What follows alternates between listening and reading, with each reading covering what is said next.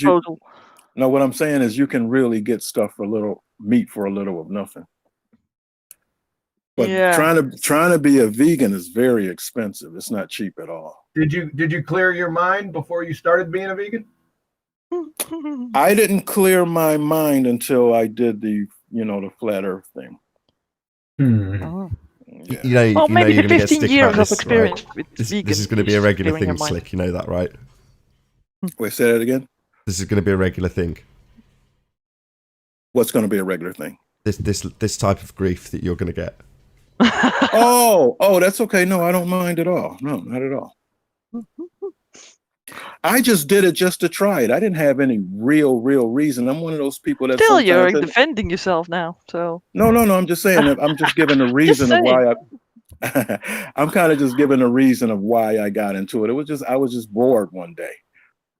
Yeah. So for 15 years. Betty charges you with defending yourself after she's done attacking you. Well, what do you expect him to do? Expect him to do to rest his case. I mean, everything was said in previous. Well, look at that jerk. He's defending himself. Why would he do that? There's only 6 people attacking him. 6? Do I count for 3? Oh boy.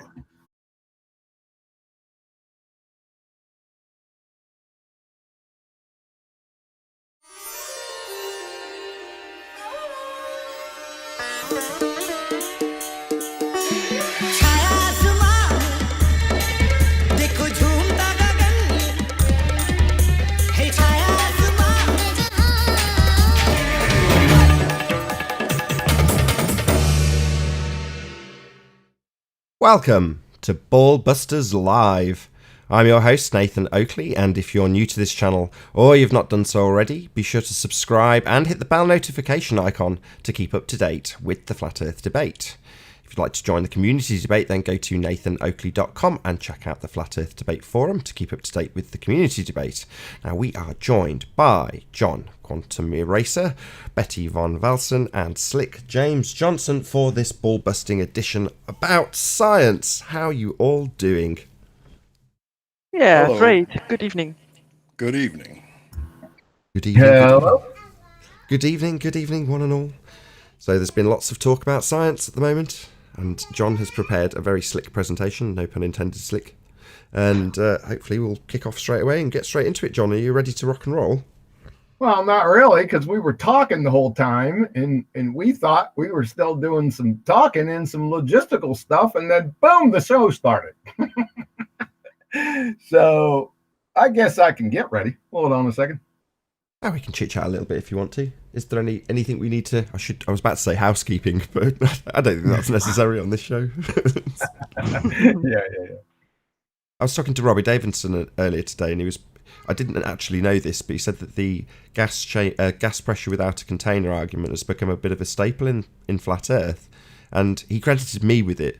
And I'm going to say right here, right now, that I take no credit for that. I understood the principle, but it was honed by John. So, John deserves the credit for that argument now being apparently filtered throughout the Flat Earth realm in terms of it being a useful argument for people to put at people. But if you don't understand what the argument I'm talking about, just simply tilt your head towards the sky and go, vacuum, you say? Yep. But also with the scientific method, by the way, that he started that too. 2015, I think, with Robert Bassano, that you went through a presentation about the scientific method already. Yeah, and we talked about a lot of this stuff. I mean, gas pressure without a container. I mean, that was, like I said, that was the initial argument that converted me to a flat earther in like 2 or 3 seconds. So it's a heliocentric ball killer. It chops the legs off right at the knees. Have the whole heliocentric reification fallacy model right there. You really don't even have to talk about anything more. And then too, plus also, this show is basically the only one that was really talking about the scientific method a lot. A lot of the other shows were talking about a lot of things, but nobody was really bringing home the scientific method. But because of Nathan's show and John, you guys getting together, I think the repeating it kind of day in and day out made people stop and think, wait a minute, what's this scientific method thing? Let me look into this. And I think that's what's opening the doors a lot. Still quite amusing when you see people saying, what's your independent variable in the chats, especially when no one's made a claim of science. That cracks me up. Yeah, you see that a lot. You see also in every chat the scientific method being mentioned and what it entails and stuff. And yeah, I like that. And the discussion that I was having with Rumpus, one of the questions that I had with him, because he was telling me about the bending of space-time. So that's when I asked him, I said, well, did you ever vary the bending of space-time so that you can see your results? And then that's when he was saying, well, no, we can't do that, but we can infer. I said, okay, so that's kind of okay, but the only thing is that's not 100% accurate, because once you just start inferring, now you're just basically declaring at that point. Fantasizing. Well, Rumpus should go back to the debate we had when I first came on the scene a few years ago and go through that presentation. I think it was Paper Explanator was moderating. I think it was was it Sensi's channel? Yeah, it was Earth discussions, I believe. Sort of a flat Earth debate discussions. Right. And Nathan has that debate. Where do you have that, Nathan? On my second channel. So I've just put it in the chat, actually. It's on Nathan Oakley channel. Yeah, because it wasn't a presentation that you did. It was a sort of a distorted debate with a biased moderator. if I remember correctly, I don't think things ended too well either for Rumpus or the moderator. Eventually, you started debating both of them instead of the one. I remember. Yeah, that was towards the end. I was going to say, I think I'm sorry, Nathan, I'm jumping on you, my fault. No, you go ahead. I'm done. No, I was just going to say, I think that the problem that they're having, though, is that they think that it's okay to fudge the scientific method if it's not quite working out for what you want it for. In other words, if you can't come up with an independent variable, what they're saying is, well, okay, well, let's just bypass that portion of science and we'll just go ahead and infer, and then we'll just keep on going from there. And I don't think what people understand is you can't really just do that, because if that's the case, then anybody can do that. Anybody can come along and say, well, I don't have an independent variable, so I'm going to make a model, and then I'm going to infer, and then I'm going to make a conclusion and declare that conclusion as science, and then we can all just move on. And I think that's the biggest problem we're having here. You can't just substitute because you don't have a way to get around that variable. Yeah, absolutely. It is the biggest problem, because, I've decided to coin this as the how of the globe lie. If you can convince people with an empirical method that what you say has adhered to that empirical method just with a few choice words, that's an extremely powerful tool to convince people of nonsense. And that's precisely what's happened. We have pseudo-scientists masquerading as scientists, and they're not. And they think that if they just quote a couple sources, or just say that, it's backed by consensus, or, they think that this gives weight to the idea that they can just bypass science, because what they do is think that you could just basically, bury it in all of those people and, so it's just one of those things where if you make a statement, you can push it by as long as you have a whole lot of word salad to bury what you just said, and then you just claim at the end that you came up with something. And most people don't really stop to, look into it, because they heard that word science. That's all they needed to hear. So what they think is evidence and proof is nothing but a declaration.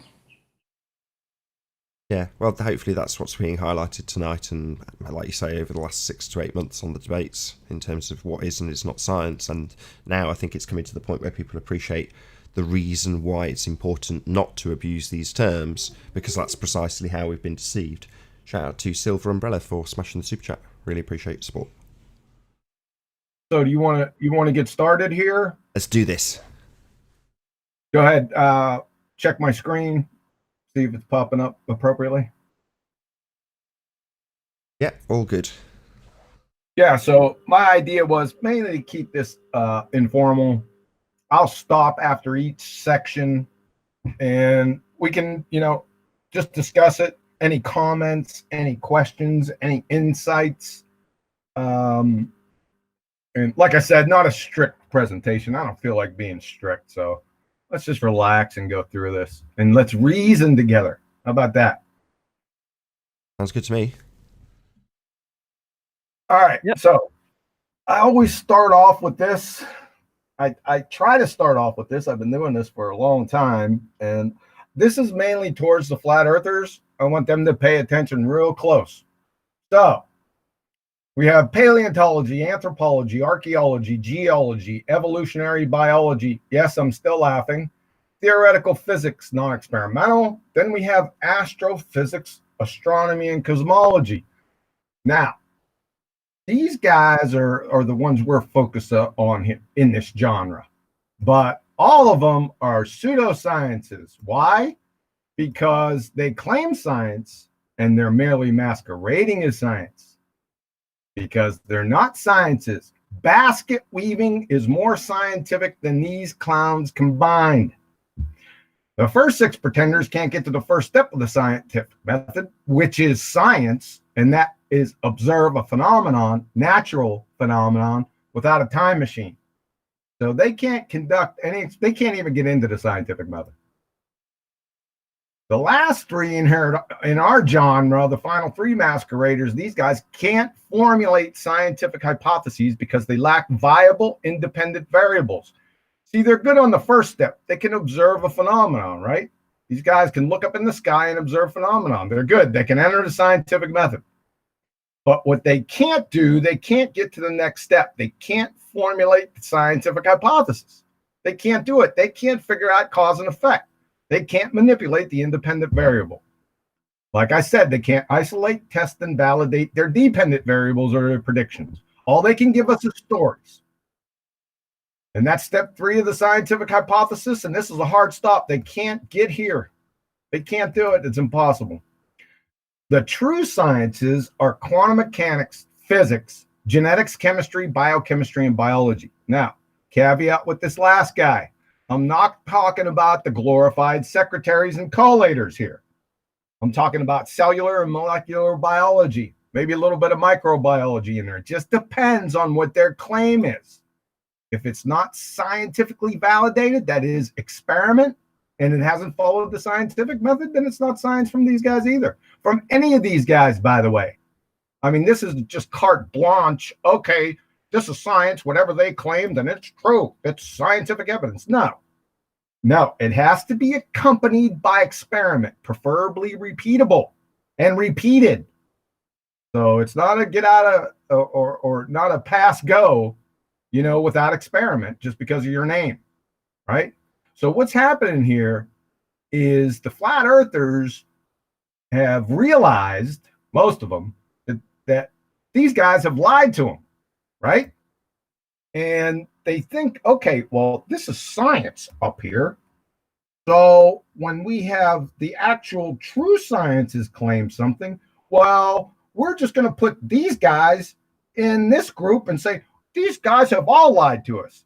Wrong. These are not sciences. They're pseudosciences. And these are actual sciences. So don't make that mistake.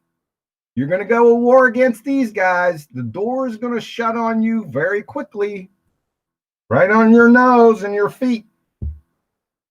So like I said, each claim from any of these disciplines have to be accompanied by experiment. If no experiment, I don't care who you are, it's cod, swallow, horse, pucky. If you're claiming scientific evidence, it's got to have this. Period. End of story. Like I said, do not fallaciously indict the actual sciences as pseudosciences, right? Don't do that. That's a huge mistake. All right. Any comments, questions, Yeah, definitely. insights? I've got a comment. So I'm going to read out a comment from the chat first. So Rob Vanderclock says, at Nathan Oakley, he's mistaken. They're not pseudoscience because they didn't claim to follow the scientific method. Now I'll follow this up by saying that I think this is a slightly paraphrased quote, but science is right whether you like it or not. That would be from Neil deGrasse Tyson. Not an exact quote, but close enough. Now, correct me if I'm wrong. He's an astrophysicist, is he not? He most certainly is. So the words science is right whether you like it or not is relevant because it's true if you've adhered to the empirical method of science, which he cannot. So, Rob, unfortunately these people do definitely masquerade as having the empiricism that is associated with the scientific method. Science is right whether you like it or not. Well, yeah, if you can adhere to this method, that's correct. But you can't, Neil deGrasse Tyson, astrophysicist. That's all I got. Yeah, and the word experiment, people use that colloquially, and I think that that's also a problem. I think that we have to ask people, is it a scientific experiment that you're talking about, or is it just a test, like a test, right? Sort of research more. So I think that that's something that people mix up. Is it a scientific experiment, or is it just a test that you do without a formal hypothesis? Right. So they're equivocating with the word experiment, right? Mm-hmm. They're using the word experiment in two or more different senses within the same argument. When we say experiment in the scientific method, it is a scientific experiment. We're not talking about experimenting with recipes, experimenting with cars, experimenting with your sexuality. That's not what we're talking about. We're talking about a scientific experiment. We're going to get into the details of what that is and entails here in a few minutes. But good point. Yep. And another thing is, too, seeing one of the arguments that I'm finding is that these people really need that pass. In other words, they're asking, you really got to let me go with this. Just don't force me to have this independent variable. If you'll just allow me just to put that to the side for a minute, I can really make you understand. But just please, just let me do this. And that's kind of what their argument is. Good. Anything else? No, but tell me when you do want to start screen sharing again, because I'm periodically taking you down. Oh, you are? I am, yeah, just for the chit chat bit. Oh, well, you can keep the screen share up if you'd like. I'm not doing anything in the background or anything. No, I didn't suspect you were. It just looks prettier if it's not. But yeah, I assume you want to screen share again now, and I will. Yeah. Okay. And one caveat too for Anthony out there. There's no pictures in here. All right. Not putting any pictures in these presentations anymore. Well, you did a lot with nice colors, so. That's right. Kind of nice on the eyes. So, what do you make of that, Nathan? You don't think that's pretty? I'm colorblind, so it makes no difference to me. Oh, righty. Yeah, that makes sense. Yeah. So you can go ahead and screen share. Sure. Yeah. Tell me when. Yeah, you're on. All right, so from Michael Crichton, testimony before the U.S. Senate Committee on Environment and Public Works. Science is nothing more than a method of inquiry. And what he means there is natural science. That's all it is. It's a method. Scientific evidence from the Law Dictionary, the testing of a hypothesis or theory that is objective in a controlled environment. Now, you guys see any equation models or pictures in here? I didn't think so. So, natural science, let's keep it simple. Is the inquiry a cause and effect question or genre? Or B, what is question or genre? That's, if you make a claim or somebody makes a claim to you, that's the question you have to ask yourself within their claim. If you're trying to investigating something, that's the question you have to ask yourself. Because this is the go button. This is the algorithm. If it's A, you're good to go. You can, step right into the scientific method. You're fine. There could be some obstacles down the road, but you're good for at this point. B, what is good? You can't even enter the method. Can't enter it. Don't even waste your time. So, what is the scientific method? Now, I wrote this down from memory about 10, 11 years ago from grade school. I remember this being up on my 5th grade general science. Now, that was back in the day. They probably don't do it in 5th grade anymore. I don't even know if they do it because, my kids went through school. I got teachers telling my kids that there is no scientific method. So I'm going to deal with that. So the scientific method. Now, I highlighted these 3 steps because the rest are basically administrative and logistical steps. Not that they're not important, right? But what we focus on are these 3 steps. So step 1, observe a natural phenomenon. Step 3, construct a formal hypothesis. Step 4, test an experiment, right? Those are the big guys.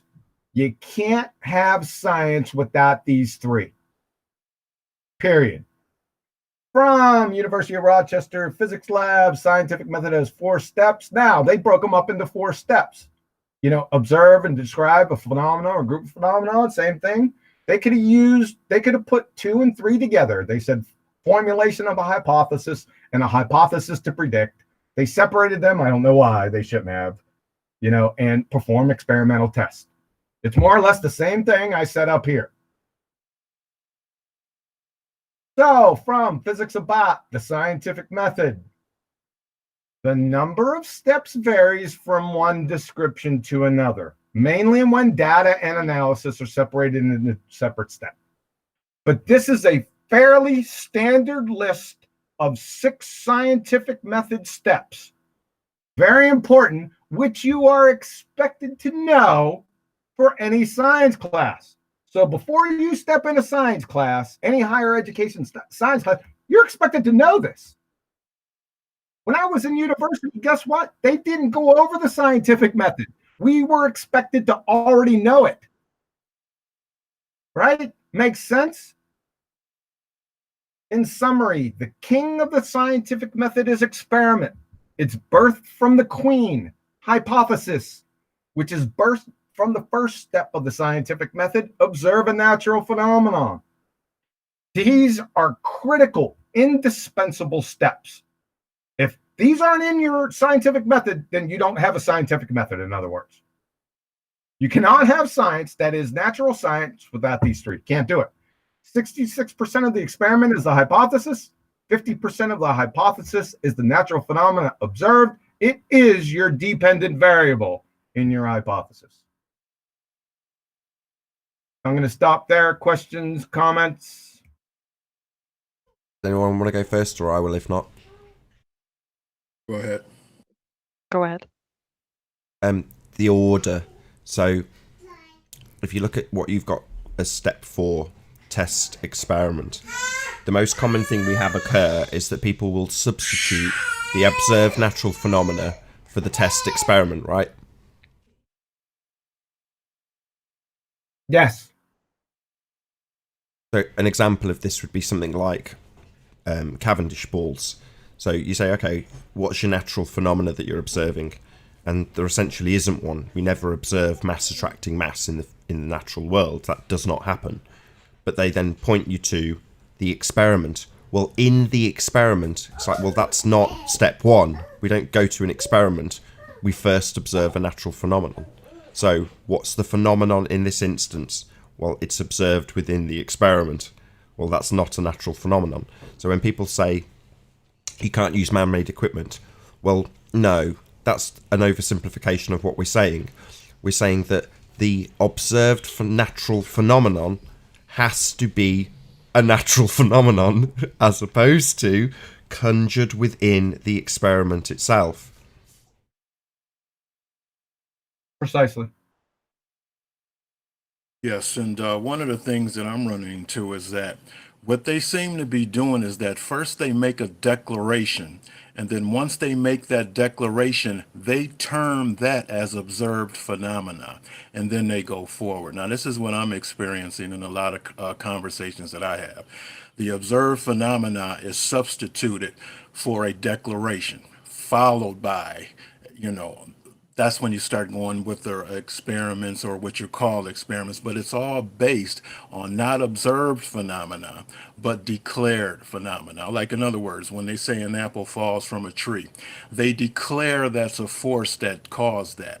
And then what they do is put the mathematics together to show that force. And then what they say is, aha, look at this piece of paper here. I've just shown that that was a force that caused that apple to drop. But see, that was just declaring what the phenomena was rather than doing the systematic experimentation really needed to find out what the cause of that effect was. And they also don't want to do the experiment, but they say, well, we observe something and we take a lot of data and make extrapolations from that data, have some statistics and have predictions from that. And they say that that's science because they say there's multiple scientific methods instead of the method. And yeah, that's wrong because we have to deal with the natural science, right? So you have to know the cause and effect, and that you have to test with an experiment. So data, only collecting data, is not doing it. And then also, once you just come out and make that declaration, see, now all of a sudden, you hold on one second. Take over for me. 1 second. I got a quick emergency. Okay. No problem. Yeah, it was a good point that Betty brought up. It's scientific method, not z. It's not methods. It's method, right? Yeah. The difference between singular and plural. There's a method. You'll never hear scientific methods. Only people talking gibberish. Every single thing that you read will always say method, right?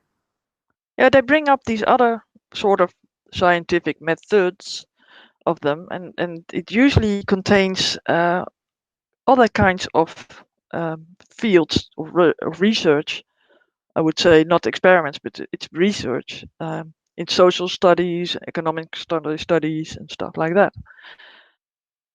Right? Yeah, we're going to go over a couple of those here in the presentation. Yep. Yep. Right, should we carry on? Yep. Yeah. All right.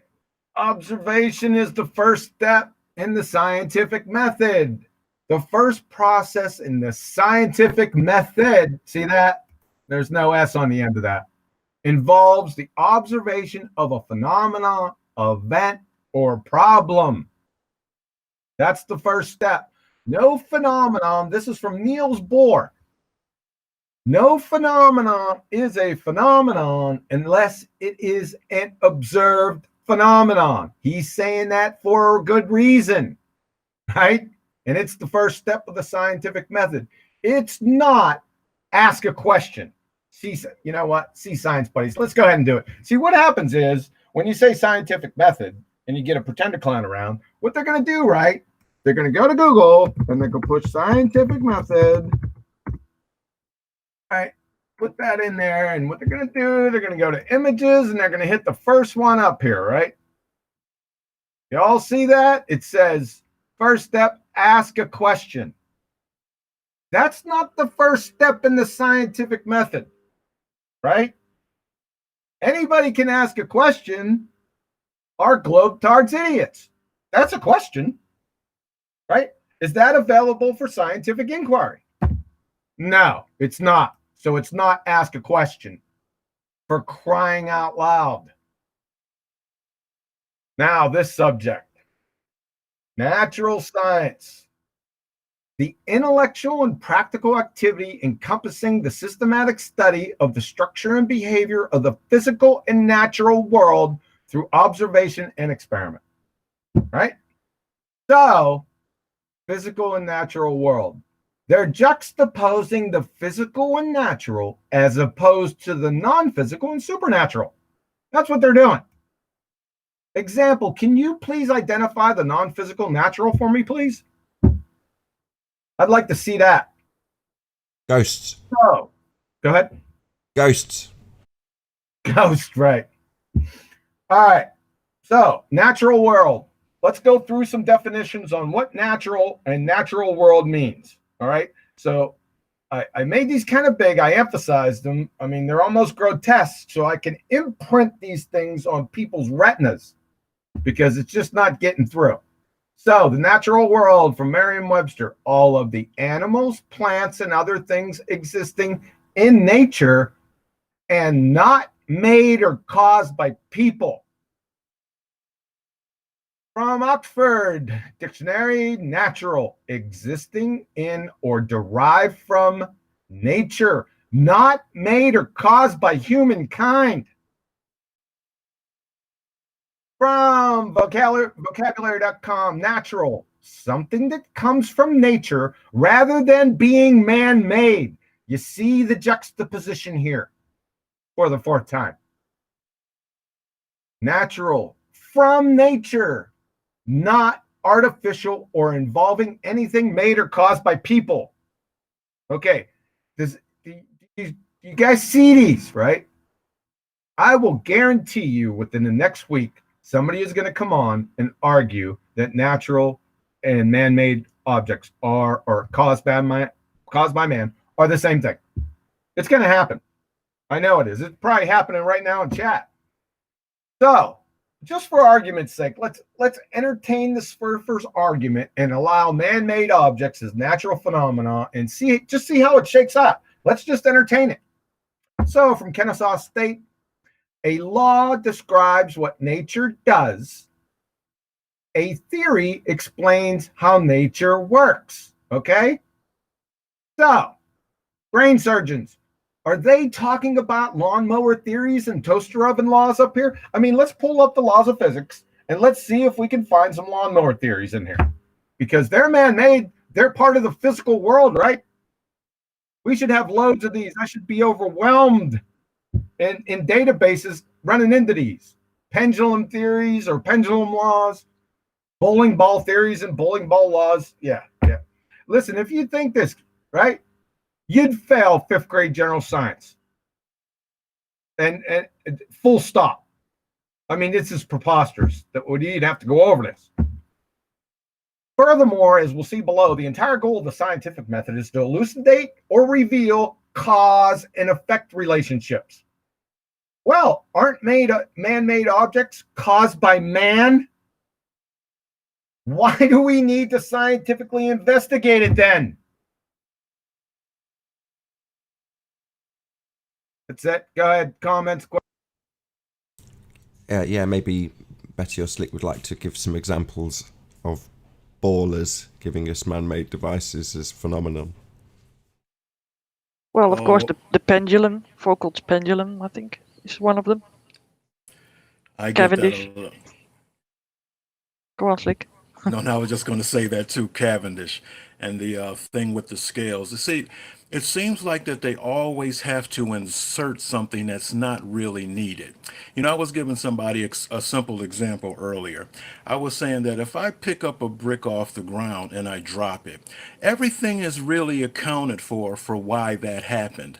I don't really need to add anything different. And that's where the argument went into, but yes, what if you put that brick on a scale? Now, when I picked up the brick and dropped it, there was no scale anywhere in sight whatsoever. I was able to understand exactly what happened without any man-made device anywhere near me. But see, they need those man-made devices to make their declared observation a thing. See, that's what they don't understand. You don't need these things. The natural world accounts for itself. But their argument is, and you'll hear it every time, they have to bring in a man-made device. Natural world phenomena on its own, they cannot deal with that whatsoever. And I also think that they get confused by things that are being discovered by mankind or man in things and call that science.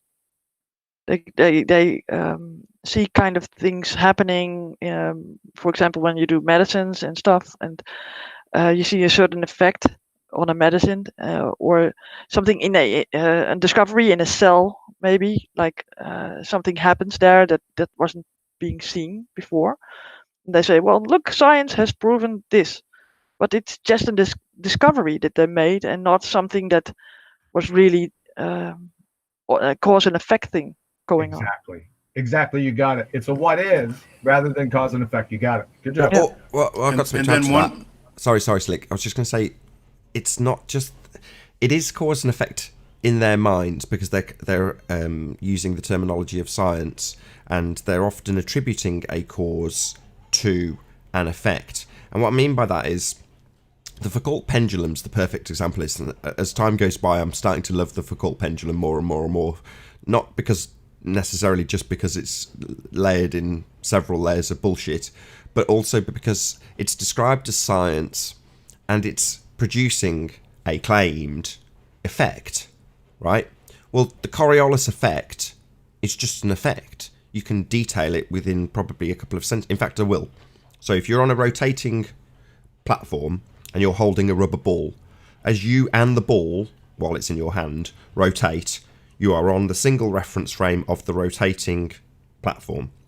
Now, at the point that you throw the ball, when you release the ball, it will travel in a straight line. Yeah, all things being equal. And that straight line, from your vantage point, as you continue to rotate on the platform, seems to take a curved path. It doesn't. It's released from your hand and continues in a straight line. But because you're continuing to rotate underneath the ball that you've just released, it appears to take a curved path. Now, that effect is the Coriolis effect.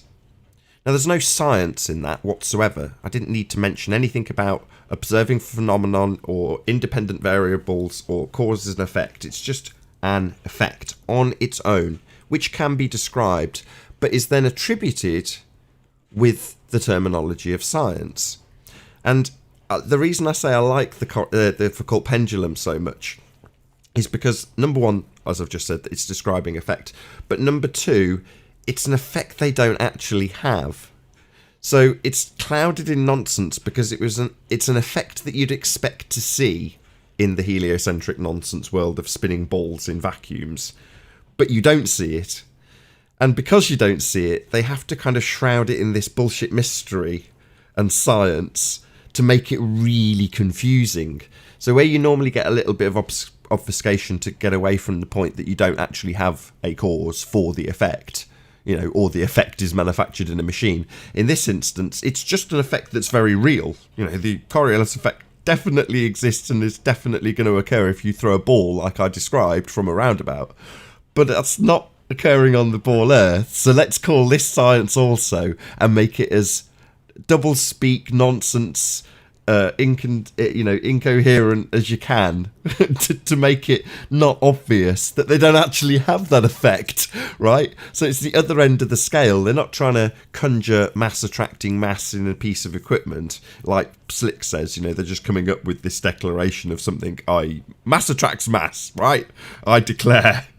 Let's experiment. It's actually the other way around with the Coriolis effect. So they've got this pendulum to tell people about how the Earth's rotating.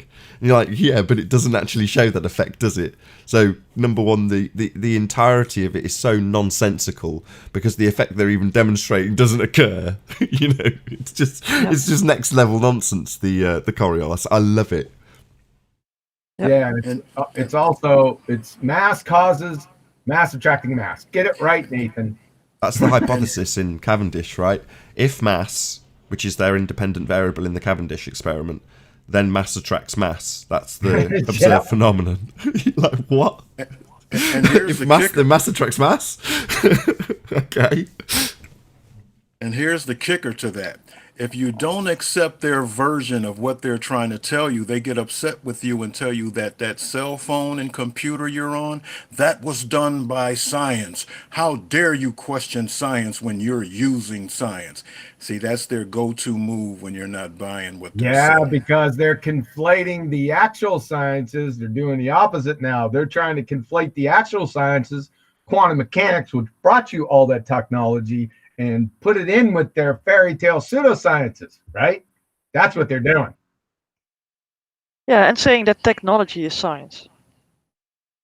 Yeah, and what they're trying to do is they're trying to make you ashamed to question what they're trying to tell you because they're trying to play on your sympathy. In other words, well, I'm using a computer. Maybe I should be grateful that I have a computer. And if you make a declaration, I guess I should accept it because I got all of this technology around me and it's all done in the name of science. So whatever you declare, I should accept it with no problem. What is wrong with me?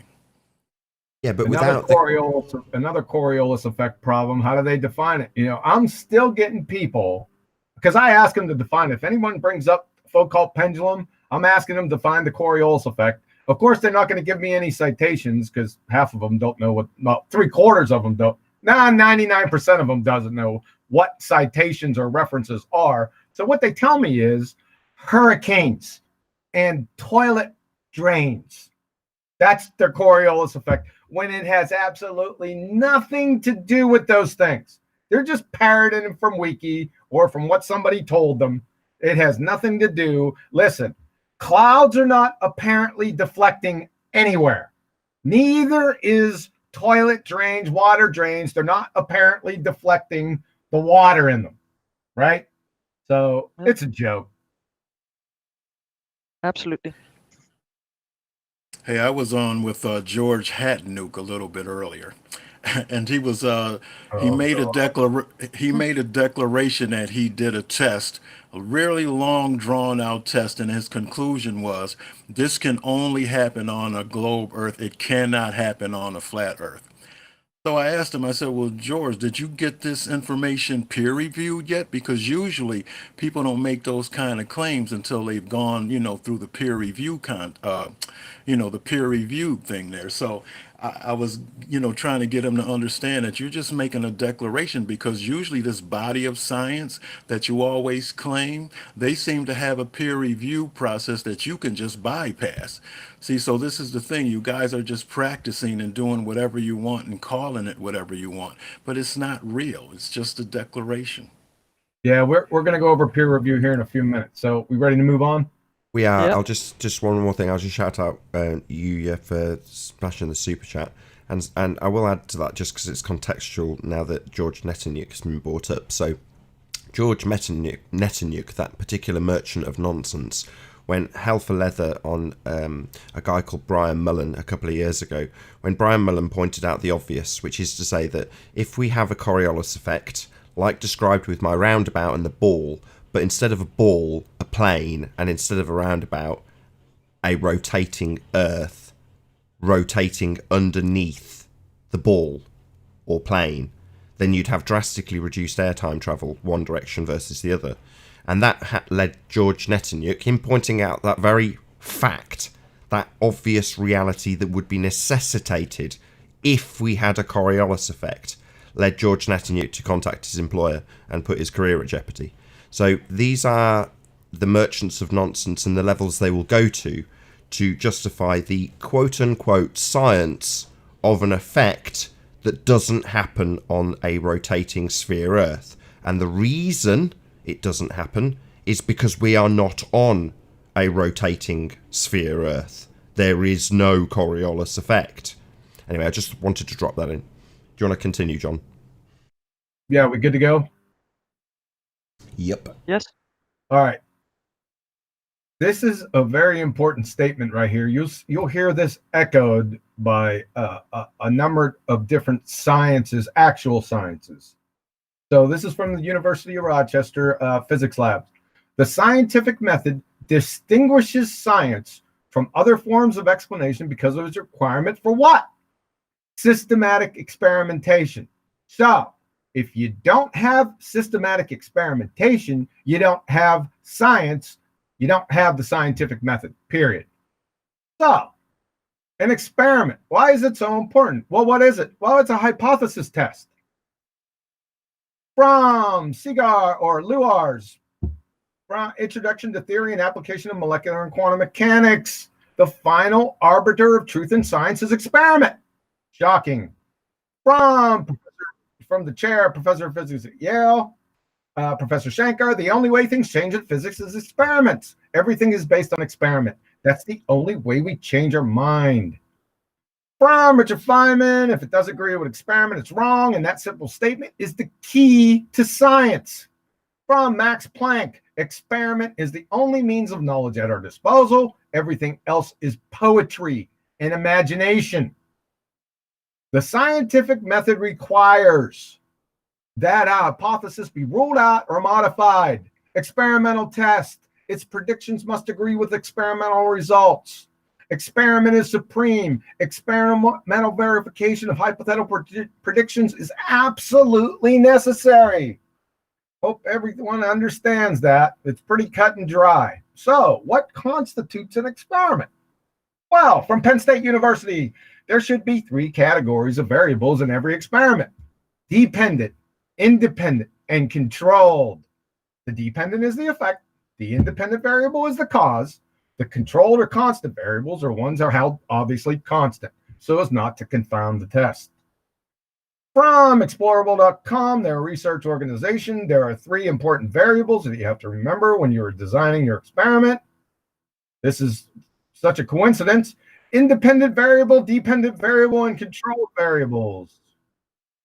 From the Institute of Physics, when planning and investigation, students need to identify the variables that they consider significant and then select the ones they want to look for cause and effect. Cause and effect. Remember that one.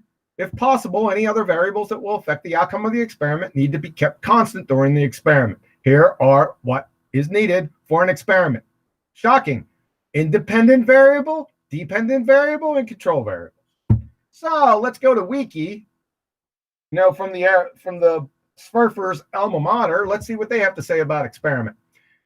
An experiment is a procedure carried out to support, refute, or validate a hypothesis. Experiments provide insight into what? Cause and effect. By demonstrating what outcome occurs when a particular factor is manipulated. Boy, they're being real coy here. I wonder what that particular factor being manipulated is. All right. Comments, questions? I mean, that's the essence of science right there, isn't it? You're dealing with cause and effect. It's on screen, in bold type. That's what we're dealing with. And unfortunately, he's going to get his name mentioned again. Bob and Sly Sparkane claim experiments, and they are not establishing the cause of a naturally occurring phenomena. They're not establishing cause and effect relationships. They don't have independent, dependent, and control variables in their quote-unquote experiments. Now, this is why, I don't know if anybody's seen my most recent video, it ended up having, unbeknownst to me, I didn't realise at the time, but a BALLBUSTERS thumbnail. It just picked a random one, but there we go. I've changed that now. But in that particular video, I was pointing out that this will only get worse for those of you who don't quite get it yet.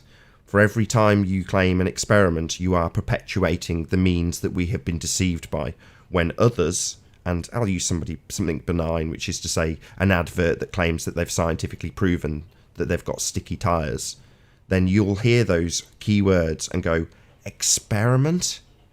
And you'll question, have they established a cause and effect relationship? Do they have independent and dependent variables? Are they studying a natural phenomenon? Are they varying and manipulating the cause of said phenomenon? Or not? If not, it's not science. It's not an experiment. This is what I've been driving home for a while, as most people are aware of. I mean, I hold out hope for Bob, I've got to be honest. Having listened to his video now, it seems to be the case that he stutters when these troubling instances arise in his explanations, so which tells me, subtly or otherwise, that he's getting it. Whereas there's people out there that are absolutely against anybody getting this, aka Tim Osman, who would much prefer that you stick with the I declare my pseudoscience and you all accept it because it's the mainstream narrative or the accepted consensus. Well, those people are the ones we're fighting against. Yes, there's plenty of citations that take you away from this empirical method. That's our point. There is still an empirical method. It's still very well defined.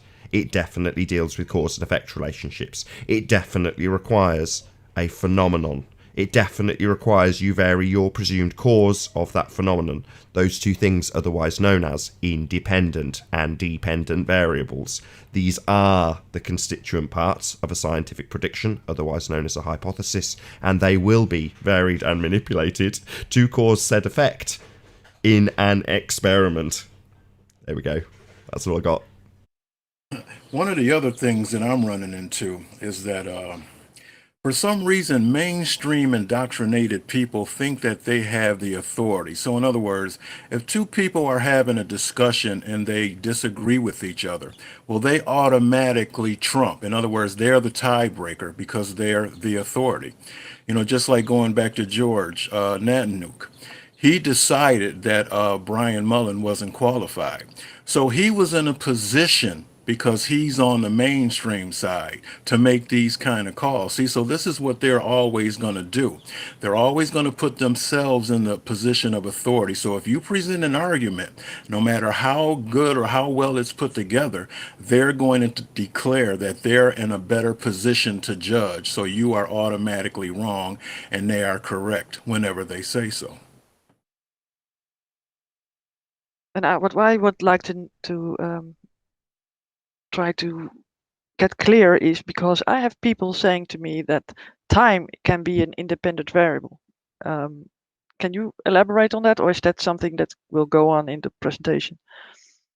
Or height, or Yeah, whatever. that's something. Don't hit on that just yet. It's coming. Okay. Because that's also a thing that they try to convolute the whole scientific method with doing independent variables that are not causing anything, basically. Yeah, we'll definitely come to that. There's plenty of things that they claim are the cause, and yeah, like you say, what's height causing now? What's time? How's time being varied now? Anyway, I'm sure we'll get there. Yep. Hey, we ready to continue? Yes. Yeah, in your own time, John. Yeah, I wanted to make a short stop here, but I'll tell you what. There's no other citation I think I have that has caused, like, I've been bombarded within the past month, and panties are in a bunch over this one, right? This is McClellan, Christine, The Nature of the Science and the Scientific Method, the Geological Society of America. So I want to just take time out and go over this, right? Now, this is a well-duh statement. Let's go over it. Once the hypothesis has been established, it is time to test it. The process of experimentation is what sets science apart from other disciplines, and it leads to discoveries every day. An experiment is designed to prove or disprove the hypothesis. This is the one right here. This is what sends them over the edge, boy. If your prediction is correct, you will not be able to reject the hypothesis, right? It's over with this one, man. They're climbing trees, throwing bombs. I mean, this is going to require a futile and stupid gesture done on somebody's part. And I'll tell you what, those smurfers are just the people to do it. Right? So let's take a look at this. I mean, like I said, this is a well-done statement, but let's take a look at it. So, the nature of science and the scientific method. Of course, this is from the Geological Society of America. And you're going to say, well, John, you've already said geology is friggin' pseudoscience. What the hell are you going here for? Well, I'll tell you. A couple years ago, I was in a discussion with a guy, and look, you probably can't see this. Let me make it bigger. I was in a discussion with a guy when he dropped a citation on me. We were talking about quantum mechanics and entanglement and realism, right? And what he did was he actually provided a citation. I was shocked. I mean, actual citation, everything in it. And this is what he posted, right? Let me see if I can get this right. So, scientific knowledge is based on some assumptions after Nichols 1998, such as, this is what he posted to me: the world is real. It exists apart from our sensory perception of it, right? Well, guess what? Quantum mechanics has pummeled this into the incoherent oblivion. And when he posted it, I said, dude, I just started throwing experiment after experiment at him. He just left, right? But this is what brought me to this particular, because I would never go to any geology or any other site. So that's why I came here.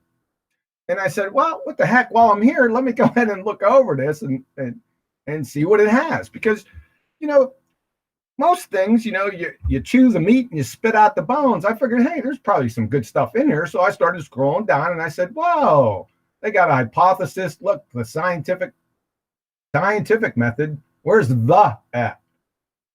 Right? And scrolling down here, and I said, oh, they have an experiment down here. So this is what I just read. Correct? So I had no problem with it. I said, boy, that lines up with everything. That's a pretty good citation right there. So I'll grab it.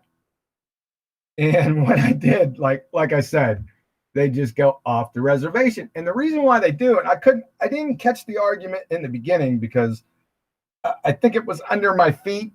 I couldn't figure out what the heck was going on. Why would there be such a blowback over this simple citation? And people started saying to me, well, the scientific method in this document is different than the one that you keep saying. I said, well, I don't really care. I didn't post the scientific method. I didn't cite it. All I did was cite the experiment.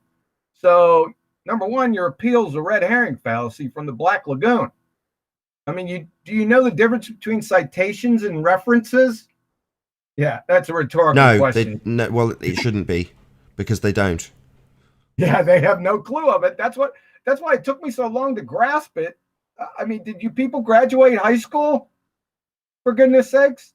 And then what they did was, see, so you already seen what they said. So an experiment is designed to prove or disprove the hypothesis, correct? So that's stated right here.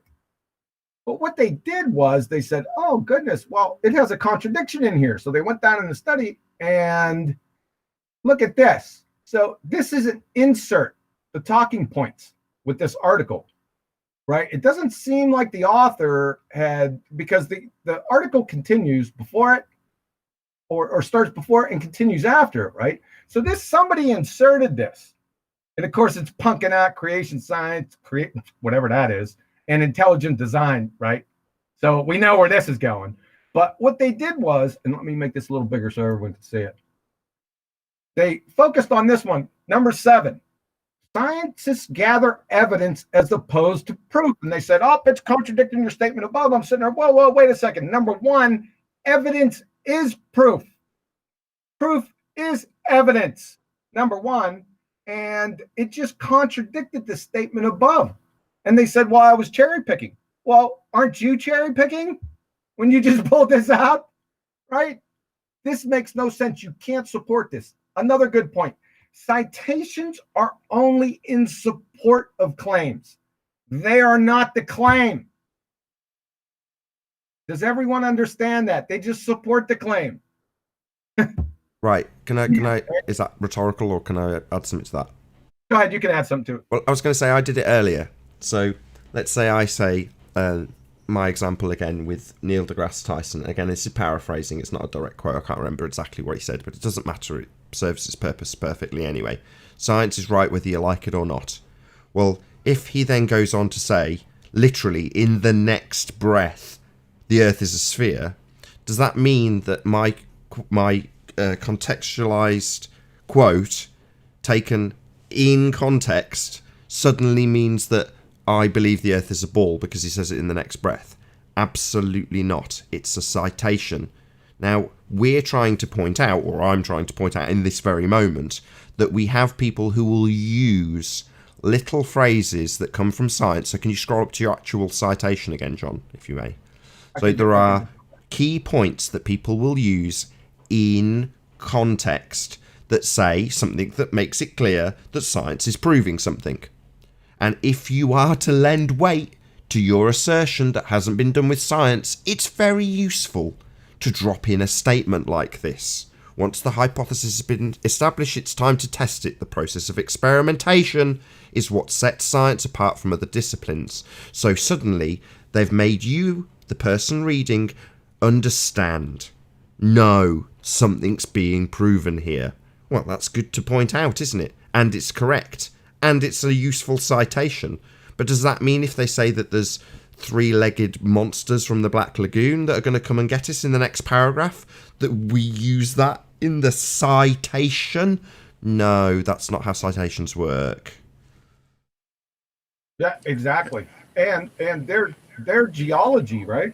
Well, geology, pseudoscience, they're not going to see, they can talk the talk, but they can't walk the walk.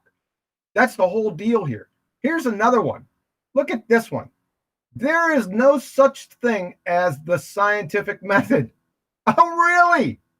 Are you really going to say that? So let's go up to the title of this. The nature of science and the what? So there's no such thing as the scientific method, but your paper's titled The Nature of Science and the Scientific Method, eh?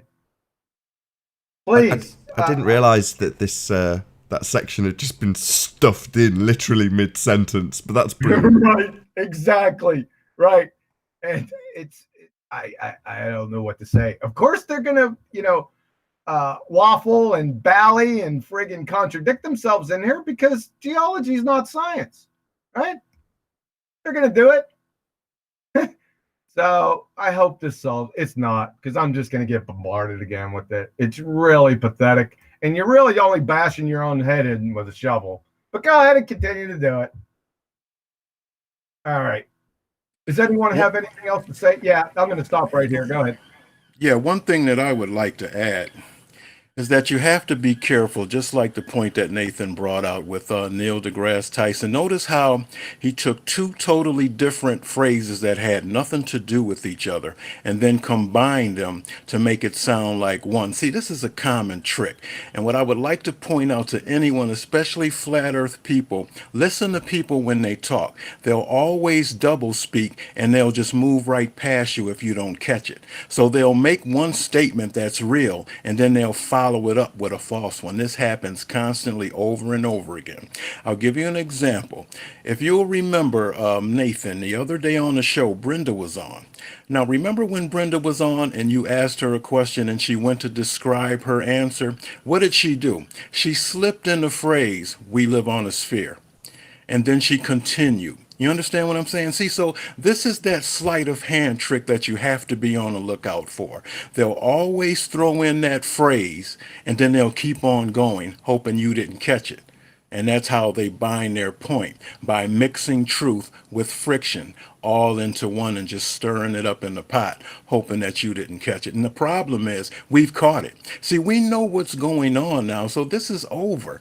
This thing of observe and declare, I observe something and therefore it's this. Listen, guys, these days are over. It can't be done anymore. You can get mad, you can get upset, and you can make us, play on our sympathies that we use computers and we use phones and we shouldn't question science. But guys, it's over. It's not working anymore. That's all. It's a done deal. These sleight of hand tricks, they just will no longer work because they'll just be continually exposed more and more. Thank you. Yeah. And what they now say is that science doesn't prove anything. And if they're claiming that, then their whole body of science behind the globe is bunk anyway, I think. Good point. What are they trying to defend then? That's my idea about it. Yeah, you're exactly right. All right, we ready to move on? Yeah. Nathan? Good. Yeah, all ready to go. All right, Go. scientific hypothesis. Let's go through this relatively quickly. A scientific hypothesis is your experiment statement. It expresses a testable proposed cause and effect. There it is again. Cause and effect relationship, the phenomena that was observed in step one, right? Boy, hypotheses are saying cause and effect. An experiment is also saying cause and effect. That's a really strange coincidence. California Institute of Technology physicist Sean Carroll arguing in the Edge that hypotheses aren't simply useful tools in some potential outmoded vision of science. They are the whole point.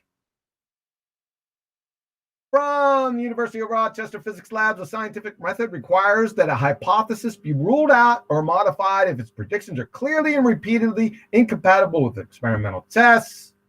Colorado State scientific hypothesis, a special kind of prediction that forecasts how the independent variable will affect the dependent variable. So if you have a scientific prediction, you have to have a scientific hypothesis, and you have to have an independent and dependent variable relationship. From Lowell C. From Cambridge, a scientific hypothesis is based on what? Cause and effect reasoning. A scientific hypothesis does not merely state X and Y may be related, but explains why they are related.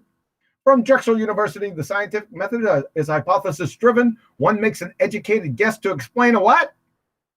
Cause and effect relationship.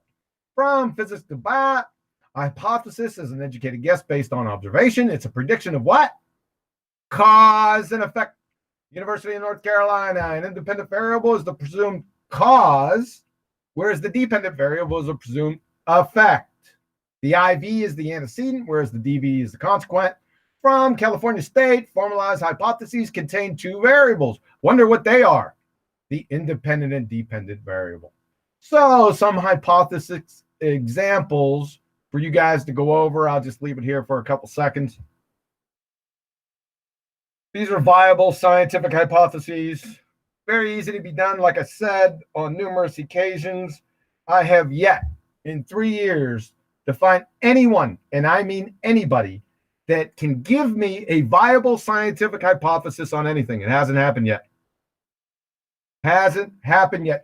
I'm not talking about Earth, the spinning ball Earth. I'm talking about just about anything. Give me a scientific hypothesis regarding anything. Yeah, but they say that you make that scientific method too narrow, so nothing will fit in it. Oh, it's not my scientific method. Yeah, I didn't make it up. That's what I say. Yeah, I didn't make it up. I'm telling you, every single citation in here, I was not involved in it. Wow, that sounds familiar. Not you're not being involved with it, but you being accused of having too scientifically narrow a method. Right.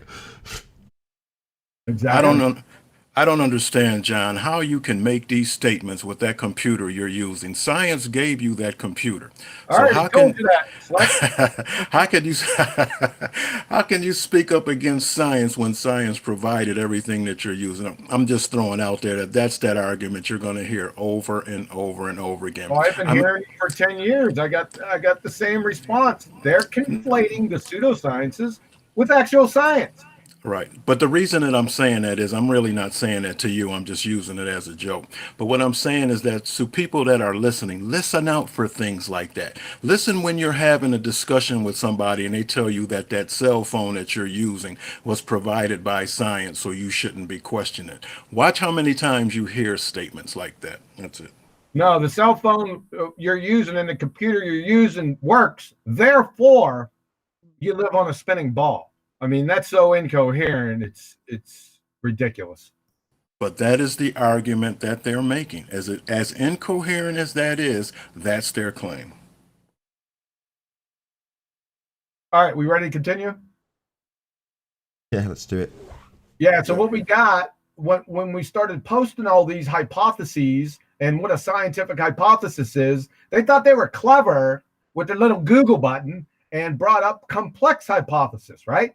So, a complex hypothesis from the medical dictionary examines the relationship between two or more independent variables and two or more dependent variables. All is well. Quantum eraser, Nathan, they're through. Well, rot bro, Shaggy. The University of Texas, there can only be one independent variable and one dependent variable in an experiment. Everything else that can impact the experiment must be kept constant or controlled. These are known as controls, and we already went over these in the examples above. This complex hypothesis nonsense is employed by epidemiological studies. These are correlation studies. And remember, Correlation doesn't equal causation. From Cornell University, epidemiological studies, sing it with me now, can never prove causation. Game, set, match.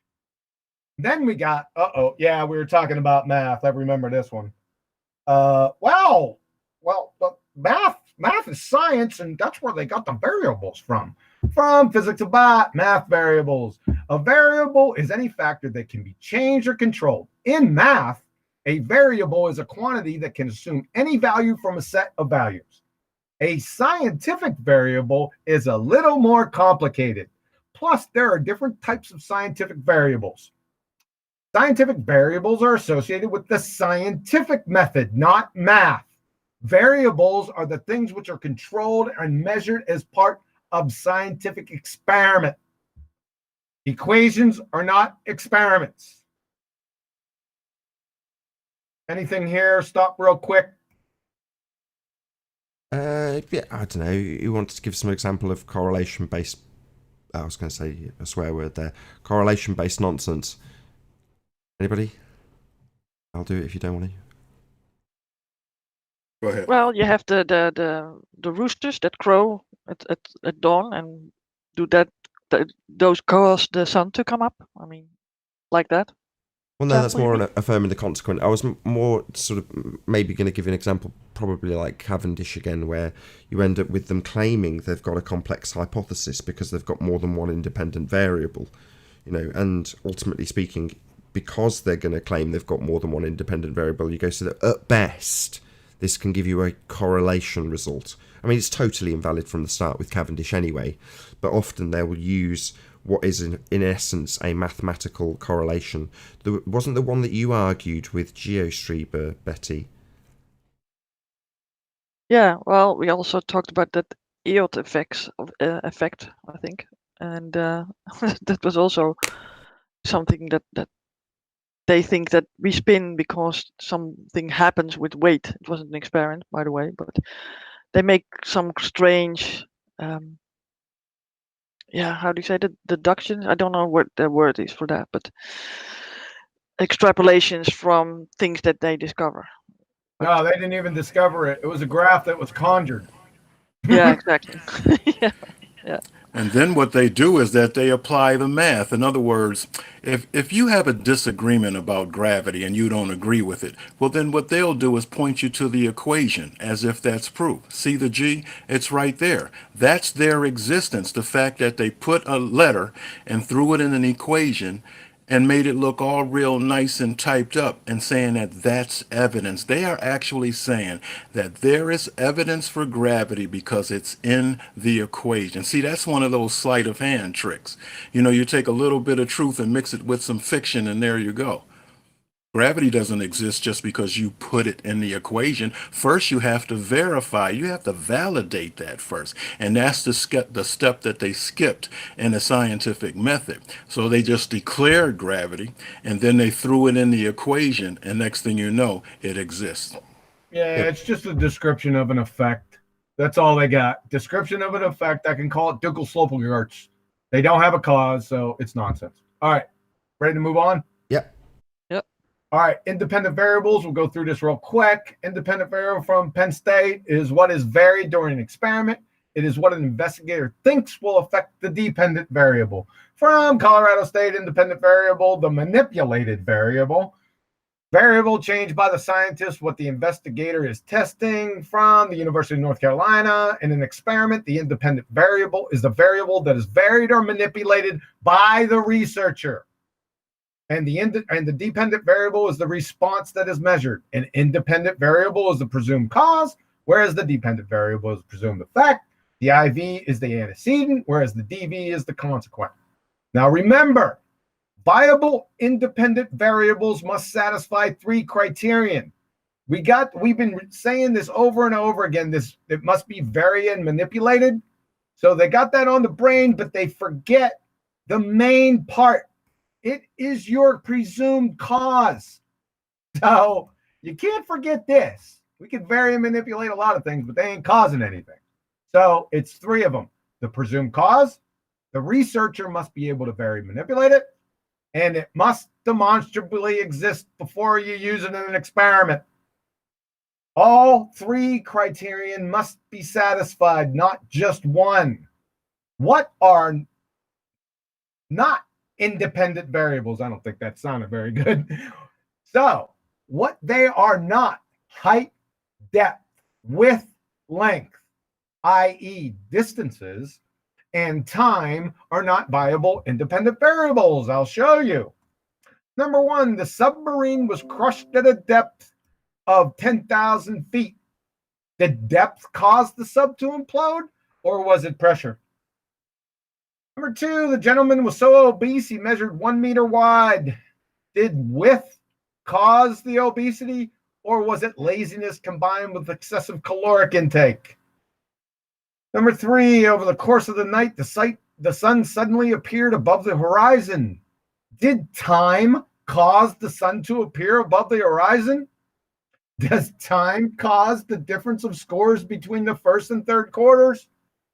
So I don't know. It's pretty silly. If you can't see how silly these are, then I don't know what to tell you. All right, quick comments. I can vary time because I can have a 5-minute interval or a 10-minute interval, and therefore I've varied time. Great job. Great job.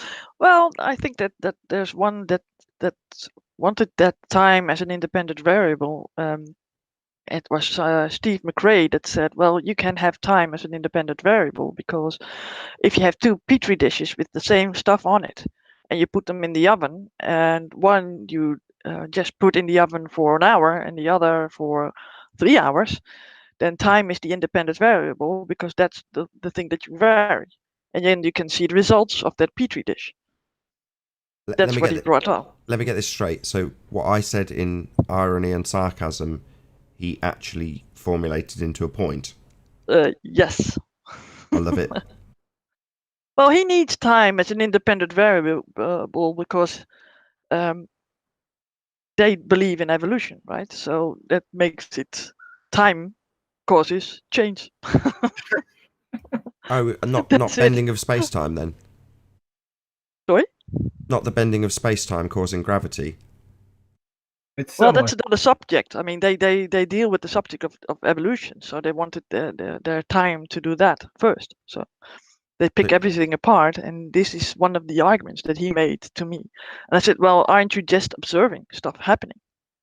But why would you be It's the same thing formulating... like watching a tree all year round, seeing leaves fall and stuff. And did time cause the leaves to fall off the tree, right? But why would he be formulating it into an actual hypothesis? I mean, in so doing, is that not an overt concession that it is a requirement to establish an empirical cause of an effect? Because obviously, by the sounds of things, he's at the stage where he's trying to formulate it and claiming that time is a variable that causes biological changes, as farcical as that is. But nonetheless, he's trying to formulate this into a hypothesis, right? Yeah, but he didn't get any further than that. I mean, he didn't understand that the process that was happening in the petri dish, that was the thing that he wants to ascertain, not the time that it causes something. I mean, that's just data. That's just research. But you know, with that example, let's just say that you leave something in an oven for an hour, but if you leave it in the oven for 3 hours, it burns. Well, that's just like saying that time causes burns. Yeah, I well, don't think time that's causes basically everything. So we have right. found our cause for the effect, time. No, but right. But Just right there. what I'm saying is that that's not making any sense in his scenario because time doesn't cause burns. Yeah, exactly. No, Slick James. No, contradictions are allowed in their worldview. So you're way off base. Oh, my fault. And also what they do is with height, for example, they want to use height for the all kinds of independent variables. How about parallel lines or the, how do you say those lines around the Earth, the sort of contrived conventions that they have. want to say that a latitude line causes something. Yeah, yeah. If you put the pendulum, the Foucault's pendulum, on a different latitude or longitude line, then it will cause this. It will do something else, whatever. That's also what they claim that happens, right? So they think that that location is also an independent variable because you manipulate that position, the location. Well, they have to demonstrably exist, right? That's one of the criterion. Does latitude's line demonstrably exist besides in people's imaginations? Exactly. No. Yeah. Well, I'll get you to summarise all this at the end, John, because we've talked in sort of sarcasm and stuff. But well, yes, they do exist. They exist on maps, John, don't they? Now, I'm sorry. well, I want you to correct me, and then at the end we'll summarise without all the sarcasm and devil's advocate. Well, they exist on, that's a reification fallacy because they don't exist. I mean, they're just made up in people's imaginations, right? Right? They're based on the sky. Yeah. So I think this is dead. Right, that's what I wanted. Exactly. Take me to your latitude line, please. Can you show it me? What's that you say? It's not actually there in the bit of ocean that's on the map? Oh, right. So what use is that then? So I don't know I know this has been a longer point than the rest of them, John, but if you may, can you just summarise what is not, again, just so it's not shrouded in a bit of sarcasm? Yeah, sure. So height, depth, width, length, like I said, those are distances, right? So they're not viable independent variables because they don't meet the criterion above, my 3 criterion I put down here, right? Time doesn't meet it either. You can't vary and manipulate a concept. You just can't do it. So it doesn't meet that criteria. It's not a cause of anything. Time is the conceptual medium in which all of the things in what we call the universe take place in. That's it. Yeah, you did use time also for these sort of studies where they try to ascertain people's intelligence, for example, and they say, well, so many people do the test in this amount of time, and like that, right? So, but it's a different kind of study, but they bring that up also with the time being that independent variable. Right. All right, we good? Yep. Nathan? Yep. All right, null hypothesis, right? From California State University to do a hypothesis test, that is an experiment, you will actually have 2 hypotheses, the null hypothesis and the alternative hypothesis, which are stated in such a way that they are mutually exclusive. That is, you can't have both hypotheses be true. The null hypothesis is the conclusion that is considered the default. You will accept this hypothesis if you fail to find sufficient support for the alternative hypothesis, right? Null hypothesis from sciencenotes.org. The zero difference or no difference, i.e. null hypothesis, predicts that changing one variable, the independent variable, will have no effect on the variable being measured the dependent variable. That is, you have to have an independent variable for the null hypothesis. It's just as simple as that. The entire goal is to falsify or reject the null hypothesis. Well, how do we do that? Well, we validate and confirm the alternative, right? So when people go around and say, oh, science, that's all they're interested in is the falsifying things. Yeah, it's to falsify the null hypothesis. And how do you do that? Well, you prove, confirm, or validate this guy, right? So I'm going to show you this. So let's go through one real quick. Observe a natural phenomena. Healthy type 1 diabetics suffer from diabetic ketoacidosis, apparently from the absence of adequate insulin on board. So the alternative hypothesis.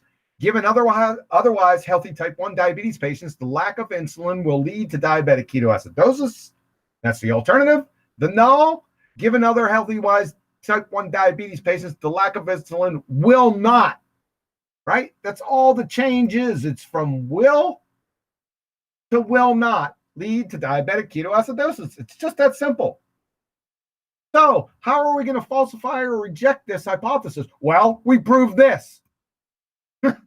It's just that simple. The dependent variable, the effect is, or the prediction, diabetic ketoacidosis. Independent variable or the cause is the insulin/lack of. This is very easy. You prove this through experiment, which rejects and falsifies this. So you're not just interested. It's not in a vacuum, in other words. They're connected by the lips. So that's all ridiculous. We're just out there to disprove things. Nonsense. Wiki parroters. In conclusion, very good slide right here. I think it provides a good overview. So the alternative hypothesis is the independent variable plus the dependent variable, the cause and the effect, equals prediction of cause and effect. The null hypothesis is the independent variable plus dependent variable equals prediction of no cause and effect. And the experiment is the independent variable plus the dependent variable plus what? Well, you just add the control variables. They're the same ones that come from the alternative hypothesis. They're not new ones. We just don't pop up with a new thing. It goes systematically, right? It's a prediction of cause and effect. Simple. Good? Quick comments, questions? You want to go first, Slick or Betty? No, it's clear from you.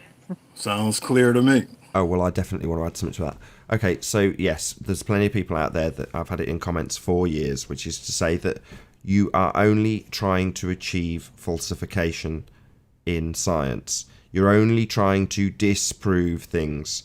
Now, John and I had a conversation about this earlier, and it's a necessity for the pseudoscience pretender clowns to have wiggle room to change things at a later date.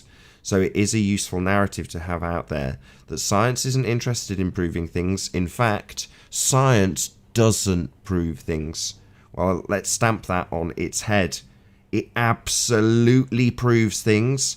It proves your alternative hypothesis if you've got it correct, because you've got the other side of it. The bit that John's just gone through, the null.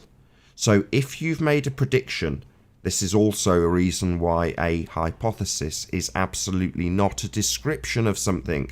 It's a scientific prediction. Sorry, you gave me the word for this yesterday, John. The supposition. There you go. It's a supposition. Exactly.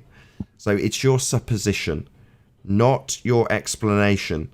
So your supposition contains two sides in this instance. In which instance, what's that you say? A scientific prediction, otherwise known as hypothesis. One side says, I presume this causes that effect. And when you go forth to your experiment stage, you'll vary that which you presume causes the effect. And upon varying and manipulating it, if it causes the effect, then you validate your alternative hypothesis. You prove the cause of the effect. Now, like John, I'm not going to go into the validation by systematic experimentation and repeatability, because this is the core of it if you've got it correct. It is validated by other people also doing the same thing, varying that which you presumed caused the effect, and they also vary that and cause the effect. So that's the systematic bit, but I'll brush over that to say that the other side is the null. The bit where you say the complete contrast. If I vary this, it does not cause that. So when you perform your experiment, one side of your supposition or other will be validated. You will validate that you got it right if you vary and manipulate your presumed cause and get the effect, or you'll validate your null, which is to say you varied it, or as Anthony puts it, you wiggled it and you got no difference. You wiggled it and nothing happened. Well, one or other's going to get validated at the end, which is why it gets hijacked. It's empirical. Well, that's why it's useful to assert when looking at a light in the sky and claiming it's a gas in a vacuum to say science, because this method has an empiricism to its heart. That's why they've hijacked it. And following on the theme of this particular show, when you take a citation of somebody who is, in some instances, a pretender clown pseudoscientist, and they are utilizing this empirical method in their vernacular, it does not mean that you take the entirety of what they say in the whole paragraph simply because they have decided to utilize the empiricism that is so useful when asserting nonsense. That's it. Well said. Okay, we ready to move? Yeah. Go, go, Go go. ahead. All right. Very important statement right here. Common mistakes in applying the scientific method. You see that there's no S over here, okay? Again, from the physics lab at University of Rochester, the most fundamental error is to mistake the hypothesis, right, for an explanation of a phenomenon without performing experimental tests. Sometimes common sense and logic tempt us to believe that no test is needed. There are numerous examples of this dating from the Greek philosophers to present day. So, read this closely now. The hypothesis isn't an explanation, right? It's a supposition. But guess what we get? We don't even get the hypothesis. We just get an explanation. All that the ball-tard surfers and evolutionists, they love this, whatever that is. All they have is an explanation. That's just a just so story that they mindlessly parroted from their pseudoscience priests or their churches, Wiki Google, right? They don't even have this. They have only this, no experiment, no hypothesis, and they call it science. It's preposterous, right? Quickly, before we get the peer review, any comment? I'm actually good. I'm good. All right. Maybe Okay, repeat it anyway then, John. Just repeat it again because it is outrageous, right? That's the crux of it. I've got nothing to add in terms of anything because you've said it all, but maybe just repeat it because this is it, right? Okay. Common mistakes in applying the scientific method. It's real easy. The most fundamental error is to mistake the hypothesis for an explanation of a phenomenon without performing experimental tests, right? All we get is this, right? We don't even get a hypothesis. All we get offered is an explanation or a just so story. And then they call it science. That's not science. It's not science. You have to give us the hypothesis. Then you have to validate that explanation by systematic experimentation. Case closed. End of story. There's no discussion here. I will add one thing to it. I've thought of something. So go and ask Sly. Ask him for his hypothesis. He's got an experiment on his hands. He's telling people he's got an experiment. He's solicited funds for it. Demand the hypothesis. You ain't gonna get one.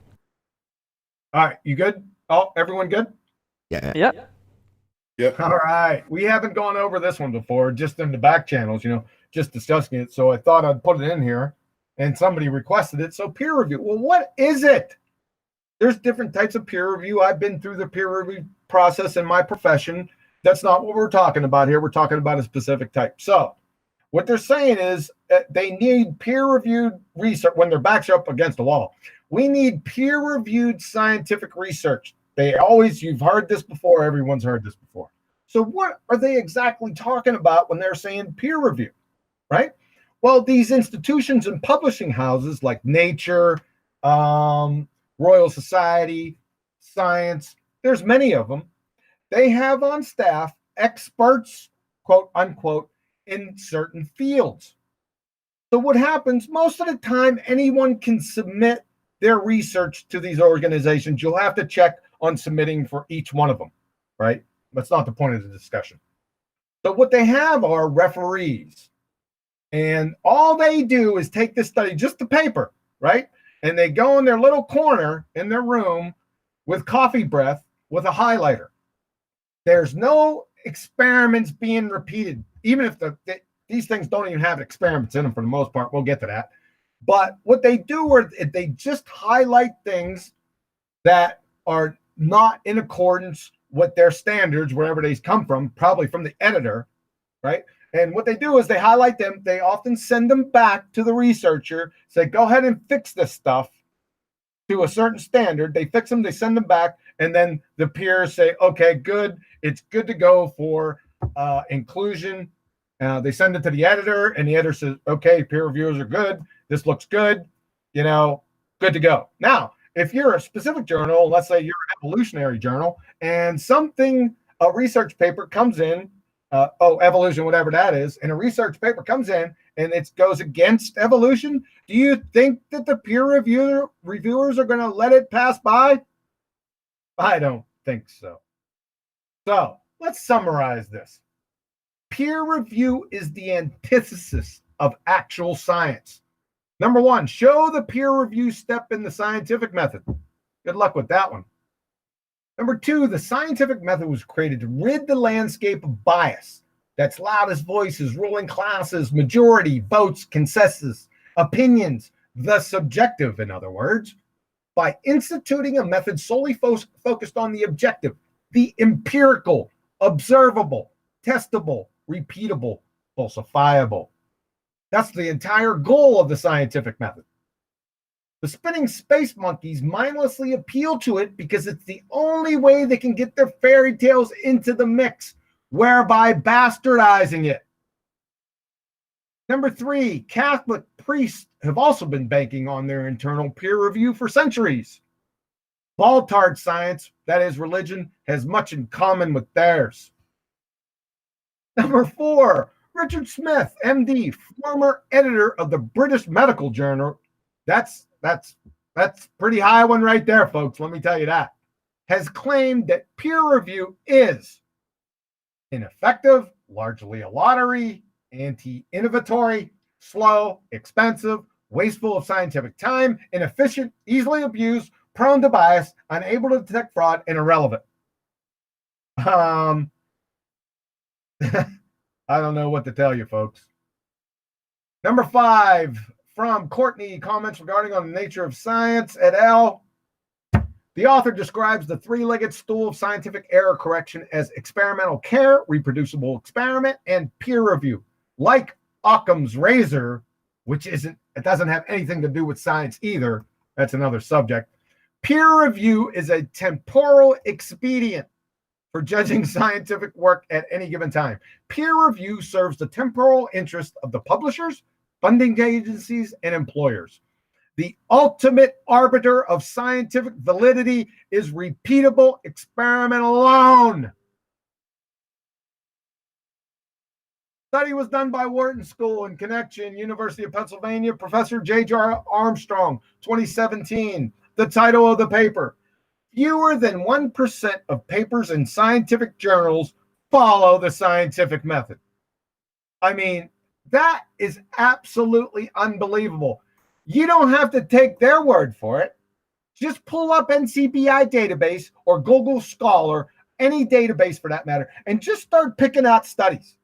And what you do is you pick them out, and you either you hit the find button, like I showed you how to do that before, right? Find variables, hypothesis, right? Any of those two words, guess what you're going to get?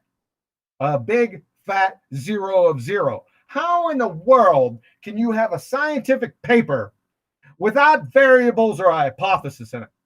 Somebody, please tell me. Must be some new type of science. The only aspect that should be expertly reviewed should be whether or not the researchers did what? Followed the scientific method, for crying out loud. Listen, you follow the scientific method, you're good to go. Who cares what your results tell us as long as they're validated by experiment? You did it. Now, a review of the experimental design is called for, right? But that's what they should do. It should be positioned right above the abstract, and it should look like this.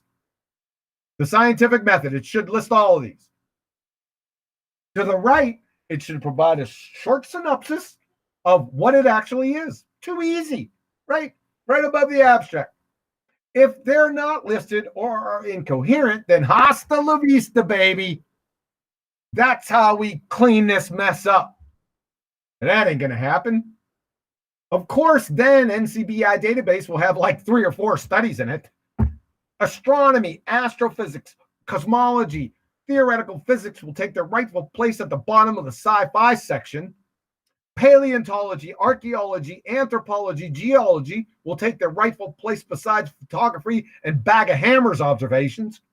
And evolution will take its rightful place in religious studies, myths and fairy tales, just below Humpty Dumpty. Will people lose their jobs? Yep. But hey, we still need people to pick up trash. So it's not a lost cause. All right, quickly, comments. Oh man, Yeah, that last bit was really hilarious, by the way. Well, this is the bit I want to cover. And you're saying quickly. Have you got lots more to cover? Because this is the bit I want to focus on. So can you scroll back up to point 1 in the paragraph before at the start of this section that you just did? Here we go. Right. So just read it again, and then that will hopefully spur a bit of conversation. Point 1, peer review is the antithesis of actual science.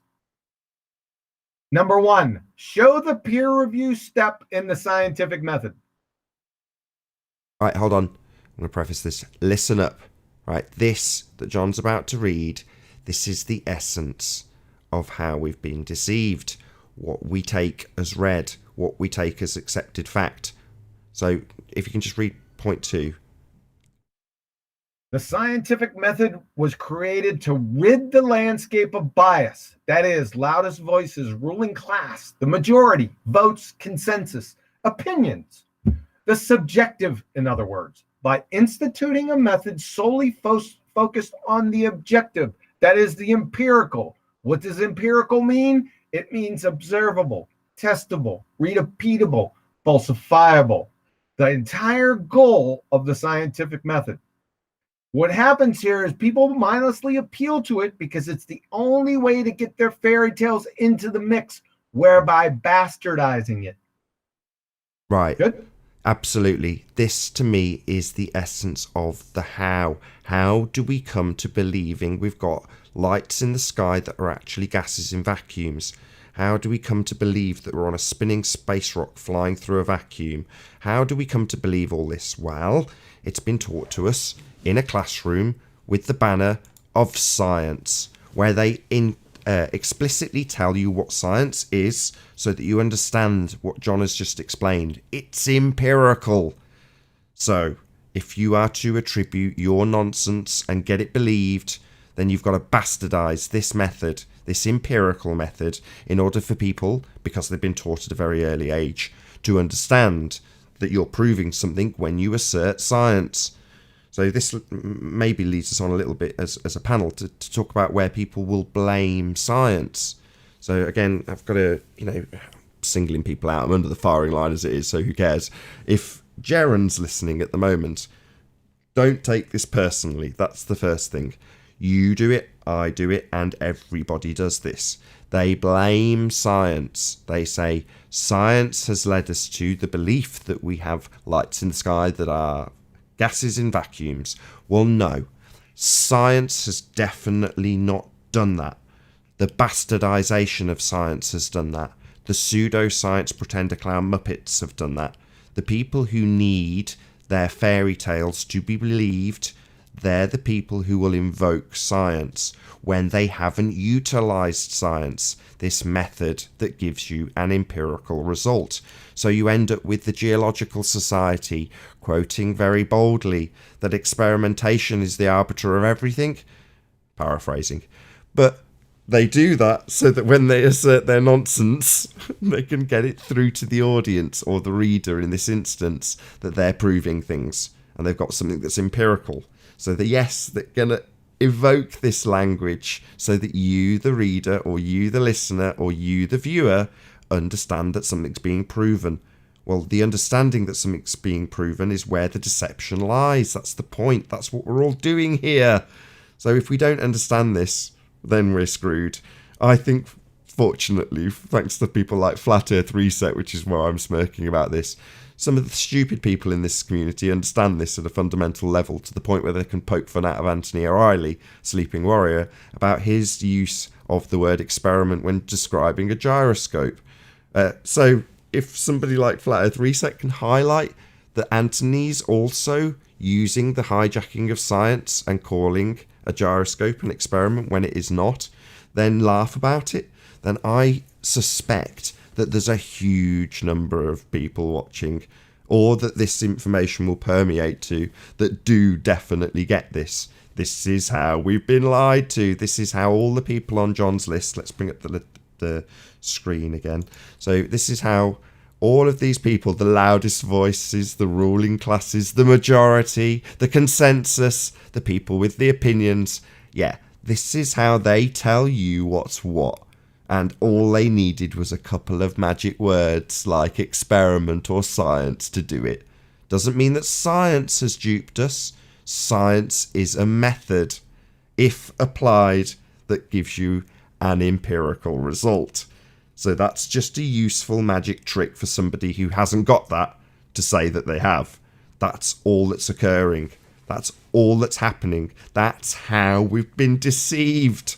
So this, for me, is a really, at least at the moment, it may be that we move on to the why of the lie later stage. But for me, this is the how of the lie, right? This is how they've duped us. They being people, just other men and women like us, who just want power. Yeah, or were indoctrinated already, I think, with what science is not. Yep. When you get a second, I'd like to make a statement, but it's a little bit off topic of science, so I want to make sure that John is done first before I do it. Yeah, can we save that to the end? Yep. Okay, can we move on? Yes. Yep. Let's do it. All right, let's go. Let's see what we got next. Oh, yeah, this is one of my favorites. So, typical baller parrots. Science never proves things. I think we already went over this, right? Number one, then why would anyone do it? And we got, thousands of citations. I don't even know why I need to provide citations for this stuff. Why do I even need to do it? Science is self-correcting. Well, this is a reification fallacy because science isn't a self. It doesn't have a self. Science is always changing. Well, science is the scientific method. Has the scientific method changed? I don't think so. So the question is, why do they say this stuff? Why do they mindlessly parrot this from Wiki? They're belling, laughing, fallacious train wrecks. I'm sure you can see why. They need the flexibility when their previous just so stories that were being peddled as science get pummeled, right? They can just pivot and say, well, see, science correcting itself. I mean, unbelievable. And the poster child and undisputed champion of the world, the House of Mirrors, incoherent fog, shapeshifter, evolution. Let's give it a big round of applause. There isn't anything that describes evolution better than this. Now, I could put about 30 reasons or 30 examples down here, but I just stopped with punctuated equilibrium, right? This is no change. This was proffered by Gould and Eldridge back in the day when they figured out, 80 years after everyone else figured out, that Darwin's little speculations weren't coming true. So they decided, okay, punctuated equilibrium, plug that hole, we're good to go, right? Well, what's this? It's called an ad hoc hypothesis. What's an ad hoc hypothesis? Well, is one created to explain away facts that seem to refute one's belief or theory. That's colloquial theory, too, because that's what evolution. I don't even think it's colloquial. It's a colloquial fairy tale. Ad hoc hypotheses are common in paranormal research and in the work of what? Who? Pseudoscientists. From your alma mater wiki, an ad hoc hypothesis is a hypothesis added to a theory, that's colloquial theory or speculation, in order to save it from being falsified. Yeah, there's the poster child right there, brother. If anybody out there listening and YouTube land, you feel like taking the Pepsi challenge? Come on over. Go ahead and drop a letter to Nathan and see if you can take the Pepsi challenge with me on evolution. Right? I don't care who you are. I don't care if you're the supreme evolutionary biologist of the universe. I want you. Come on here. Right? It'll be 5 minutes. Do we want to say anything quick on this? Not me. Okay. Yeah, just carry on. No. Self-explanatory, I think. Hashtag comment now. Mhm. Okay, we good, Nathan? Yeah, just carry on as is. I've still got you presented. All right. Another subject that come up. This is very important. I think it came up on the show the other day. The colloquial use of theory. So from your dictionary, theory is just a mere conjecture or a guess. That's all it is. So what they do is they equivocate it by dropping the term theory. Well, they're not talking about a scientific theory. They're talking about this guy. Well, this guy from University of Rochester Physics Labs, a scientific theory represents a hypothesis or group of related hypotheses which has been confirmed through repeated experimental tests. This is much different than this one out there, isn't it? And can somebody please tell me what are some synonyms for the word confirmed or validated is? I'll tell you, proof, evidence. I just wanted to go say it. That's what they are. Yeah. Right? Can't have an actual scientific theory without it already being validated or confirmed by experiment or hypothesis tested. You can't have a theory. You can't say, okay, we developed a theory and now we're going to test. We're going to see if we can test and see if it's true. No. That's backwards. The hypothesis comes first. A scientific theory is the end result of the scientific method, not the beginning. For goodness sakes. Okay, we're getting to the meat here. This is one of my favorite subjects coming up. So let me stop here. Anything to say about that equivocation fallacy? Yeah, I think you've summarised it nicely. It's ass about face if people say theory and then move on to an experiment. Ultimately speaking, the entire scientific basis is hypothesis driven, right? So you're going to be experimenting, but your experiments are based on hypothesis. So everything's driven from hypothesis. So the end result of that, i.e. a scientific theory, is going to have been the result of multitudes, potentially, of hypothesis tests. That's what gives you scientific theory. So when people use this colloquial theory, it's like, well, I can come up with a mystic Meg theory, look into a crystal ball after gathering a little bit of information from a client and give you a theory. But that definitely isn't the same as systematic experimentation based on hypothesis being used cumulatively to present a scientific theory. That's very different. Very, very different indeed. All right, we good? Yeah, you're still presented. Law versus scientific theory. I love this one because this one, you want to get some more panties in a bunch. Just wait. So, law versus scientific theory. Scientific theories explain the how and the why, the mechanisms and the process, and identifies the cause, right? Like germ theory. Scientific theories are the result of validated, confirmed scientific hypotheses, like we just showed you above, right here. Validated, confirmed scientific hypotheses, right? They go through and are rigorously tested by experiment, i.e. the scientific method. Okay, as opposed to scientific laws. Scientific laws describe the what and the is. The cause is not applicable. Uh-oh, that should be sending up red flags for you. They are based solely on observations, often expressed mathematically, like the second law of thermodynamics. I mean, you can state it verbally. You can also, there's also equation for the second law of thermodynamics, a number of them. With scientific laws, the cause and the why, the mechanism, how and the why, like I said, are both nonsensical and invalid inquiries. It's just an is and an are. For example, how or why does heat flow from hot to cold always? Well, we don't know, and we'll never know. All we know every single time it just does and is. Ergo, a scientific law.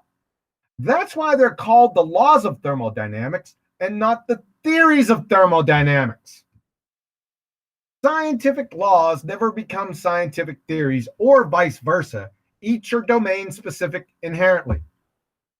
Well, after that little discussion, what should be your next question? Or challenge or inquiry? I'll just give it to you quick. Well, what makes the laws of physics scientific? I'll tell you, not a damn thing. Scientific laws, that is, the laws of physics, are not scientific. This is a misnomer. They're merely descriptions, often expressed mathematically, of plain old observations of nature. The scientific method, however, is employed to elucidate and explain cause and effect, the hows and whys, not describe the whats and the ises. Anybody can do that. Any village idiot can give you a description, right? Scientific laws, I'm still using scientific for a point because you already know that it's a misnomer, but there's an ends to the means here. Scientific laws only breach the first step of the scientific method, observe a phenomena. You can't formulate a scientific hypothesis because a viable cause or independent variable doesn't exist. It's forever illusory.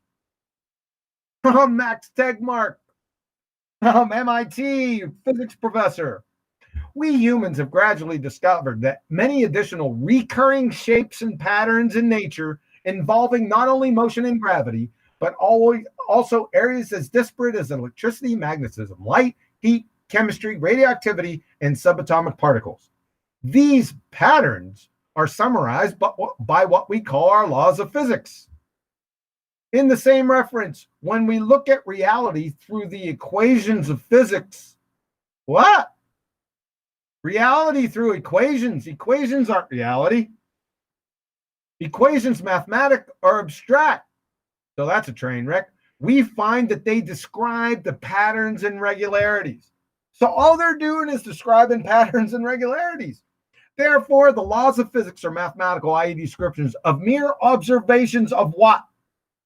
The laws of nature. That's all they are. But wait a second, my son is a video game master champion. He can readily recognize and describe the recurring patterns and regularities present in the game, all the while being absolutely clueless about the underlying architecture or software of the game. But he intuitively knows that the patterns and regularities in the game are not the cause of the game. And is my 10-year-old a scientist? Sorry, 12-year-old. How can the laws of physics, descriptions of patterns and regularities in nature via equations, have anything whatsoever to do with the scientific method, that is science, when the scientific method is solely based on hypothesis testing, which is only employed to explain cause and effect relationships, the hows and the whys? Describing only focuses solely on the whats and the ises. Explanations focus solely on the whys and the hows. There's a huge difference between describing something and explaining cause and effect, like actual hypothesis testing experiments. Watching heat flow from hot to cold or gases flow from high pressure to low pressure isn't an experiment. It's merely observing a phenomenon. Have the laws of motion ever caused a single billiard ball to move across a table? No, it's inane. This story begins and ends at the first step of the scientific method. Is that science? Nope. But we can predict. Oh, really? So after observing heat flow from hot to cold a few billion times, that's the second law of thermodynamics without fail, you scientifically predict, genuflect, that if I set my scalding hot cup of coffee on the table for 20 minutes, it's going to get cooler? Wow, a seer. Thanks, Captain Obvious. You must be a scientist. A complete moron at the beginning of time could have reached the same conclusion in a coma. Basket weaving is more scientific than scientific laws. They just throw the term scientific in front of the word law by mere fiat without any warrant whatsoever. It's a turkey squirrel scenario. Because I could just throw turkey in front of this. It's a turkey squirrel. Then what did they do? Well, since heat flows from hot to cold always, describe it using equations, then pronounce from the rooftops, this is scientific law. I.e. science, we're genuflecting again. This is second grade slick. It greases the skids for their propaganda efforts with Joe Coffey and Betty Breadmaker, the masses of the scientific illiterate public, to now put the term scientific in front of just about anything for veracity and validation, like they do here. Evolutions, big bangs, multiverses, black holes, gravity, gravy waves, dark matter, spinning balls. Do you see the game? In conclusion, file 13, the term scientific with law is a belly laugher. It's incoherent. It doesn't fit. All they are simply natural laws. Now, understand something. I didn't say that the natural laws were not true. I just said that they weren't scientific, right? So don't misconstrue what I'm saying here. Just don't put the term scientific in front of it because it's not scientific. Doesn't make it untrue or false. Have a nice day. Thank you very much. Any comments or questions on this? Can you edit your thing on the fly? Say again? Can you edit this on the fly? Can I edit it? Like put something in there? Yeah. Scroll up maybe a little bit. Scroll up until I say stop. There we go. Scroll down. No, too far. Scroll down. You've got a little list of things that are attributed with the word science. Here we go. Big Bang. What we've got? Multiverses, black holes, gravity. Can you add ether in there? Sure, no problem. Not either. Is that the right spelling of ether? Ether, they're spelled a couple different ways. I guess you can go this way too. I've seen it spelled multiple ways. Yeah, I like the second one. Let's leave ether in there, if you don't mind. Let's see what it says here. Ether. No, it goes back to my first one. So let's just. I don't know. I've never double-checked the correct spelling of that particular pseudoscience. Yeah. Well, like I said, all they do is and it's the same thing we've been talking. It's about the same thing we're preaching, right? They're just using the name. This is a perfect analogy, a perfect facsimile of what the overall problem is, right? They're just using the word. They're taking the word and they're superimposing it on something just by fiat, but it doesn't really have anything to do with it. It's second grade linguistic trixies, right? And adults are being fooled by it because they don't know what science is. That's the problem. Go ahead. Well, natural laws get called science. So while a natural law, as you correctly identify, could be described as an observed phenomena, you then have this juxtaposition between things that are also unexplained natural phenomena like the stars, and then they call that science in astrophysics.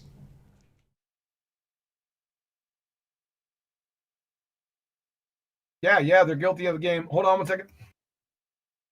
My point being that this is where the circle of the hijacking maybe comes in. I'm spitballing off the top of my head, but when you have things that are simply natural laws, as you say, the answer to why your hot cup of coffee gets cold when you leave it on the side for 20 minutes is never going to be answered. You're never going to establish that cause of that phenomenon, but you are going to have the question, and you can declare it as so. In the same way, you can also, as I say, contrasting it or juxtaposing it, you've got the phenomenon of something that occurs in the sky. And you can say, well, that's always occurring, and I can predict it, the same as I can predict the second law of thermodynamics will always occur. Look, I've observed it several million times happening. Therefore, guess what? If I predict that will happen when I set the coffee down, then I've just done science, because it's a scientific law. Well, no, it's a law of nature. Maybe that's part of the hijacking, because then you can have, like I say, Neil deGrasse Tyson declare what's going on in the sky because it's always occurring. It's secular. Yeah, I'm back. Anything else? Did you not hear a word of that? Yeah, I did. I was listening to it in the background. Yeah, you're correct. Yeah. This is it. I want to focus on the hijacking of science. It's something that's so critical, and literally on a more daily basis. It's like when you first came to Flat Earth and you started seeing heliocentric programming. You couldn't not see it. It's on the side of every bus and every phone booth and every building and every poster, and suddenly you notice it everywhere. Now I'm doing that with this. So you hear the claims that people make that have the science attached to them. And I mean, there's been people on comedy shows, I remember maybe it's probably 10 years ago now, that you had comedians on the circuit that were joking about, Pantene or whatever hair care product, where they're talking about, now comes the science bit. And they start talking about, in a way you go, well, they're probably more scientifically valid because there's a reasonable chance that in the chemistry process they might have at some stage established the cause and effect with scientific validity, right? But thereafter, to say that, well, because of science you can have more shiny hair, it just becomes laughable, right? Yeah, there's a means to an end there, right? They use that term, like you said. This is the poster child of the whole entire problem of how we got here in the first place. We got here by people using the term science to grease the skids of their fairy tales. No one checked up on them, right? And then they cloud everything with mathematics because that's sort of a barrier because most people can't do those mathematics, right? Mm-hmm. So there's a little barrier there. I just don't. I don't know how people haven't caught on to it sooner. Maybe they didn't. We're just silenced. But this stuff isn't that hard. It's not that hard to discover if you know what you're looking for. You got to know what science is to begin with, because if you don't know that, then yeah, they're gonna buffalo you. It's over for you. Okay. Well, if only 1% is really a scientific paper that is being using the scientific method, how many garbage is there then that's not validated at all? More than 99% of what is claimed to be science, and this is just in the papers that are published. Forget about what people say on YouTube or claim. This is the actual published papers. Less than 1%. Less than 1. So 99% plus of what's published isn't adhering to the scientific method. Isn't that amazing? I mean, isn't that amazing that... And I can understand then why people say, well, if you have to throw out 99%, then what do we really know? And people don't want to accept that bit, I think. Because people want their world Answer that rhetorical question, Betty. Answer that rhetorical question for us. What do we really know if 99% of it is nonsense? I think that we have to start all over, basically. And I think that we're not able to answer every question that there is. Well, I'm going to answer it. Very little is what we know, in all honesty. Very little. And understanding our own ignorance is a very good place to start. And the contrast to understanding your own ignorance is accepting the word of priests. Yeah. Well, it's kind of humbling, isn't it? To accept that we really don't know anything. Depends on your attitude. Humbling for you, exciting for me, terrifying for most people. Yes, exactly. Yeah, and people have much invested. People are also in certain jobs that they have studied for and have invested in so many ways in what they do and what they know. And if that knowledge is not knowledge, but mostly assumptions, that really will rock your world. I mean, that would tear the rug under your feet away. I mean, then what's there then? What's left? And I think that terrifies people. You want to add anything to that, Slick? If not, I've got a question from someone in the chat. Well, no, I just want to wait until you're finished with the science because what I have is just a little bit off topic. Well, I will ask this one question because it might round it out. So, Numinum asks, who was the author to define quote-unquote science, ? There wasn't one single author. I mean, if you had to single out somebody, probably Sir Francis Bacon. But there have been many, many people that contributed to the scientific method. It's quite easy. It's the method is logical. However, the results need not be and often are not. Right, Slick, you go ahead. You've got the mic, mate. Yes, thank you. I wanted to bring this up because we were talking earlier about how there's this sleight of hand thing going on with mainstream.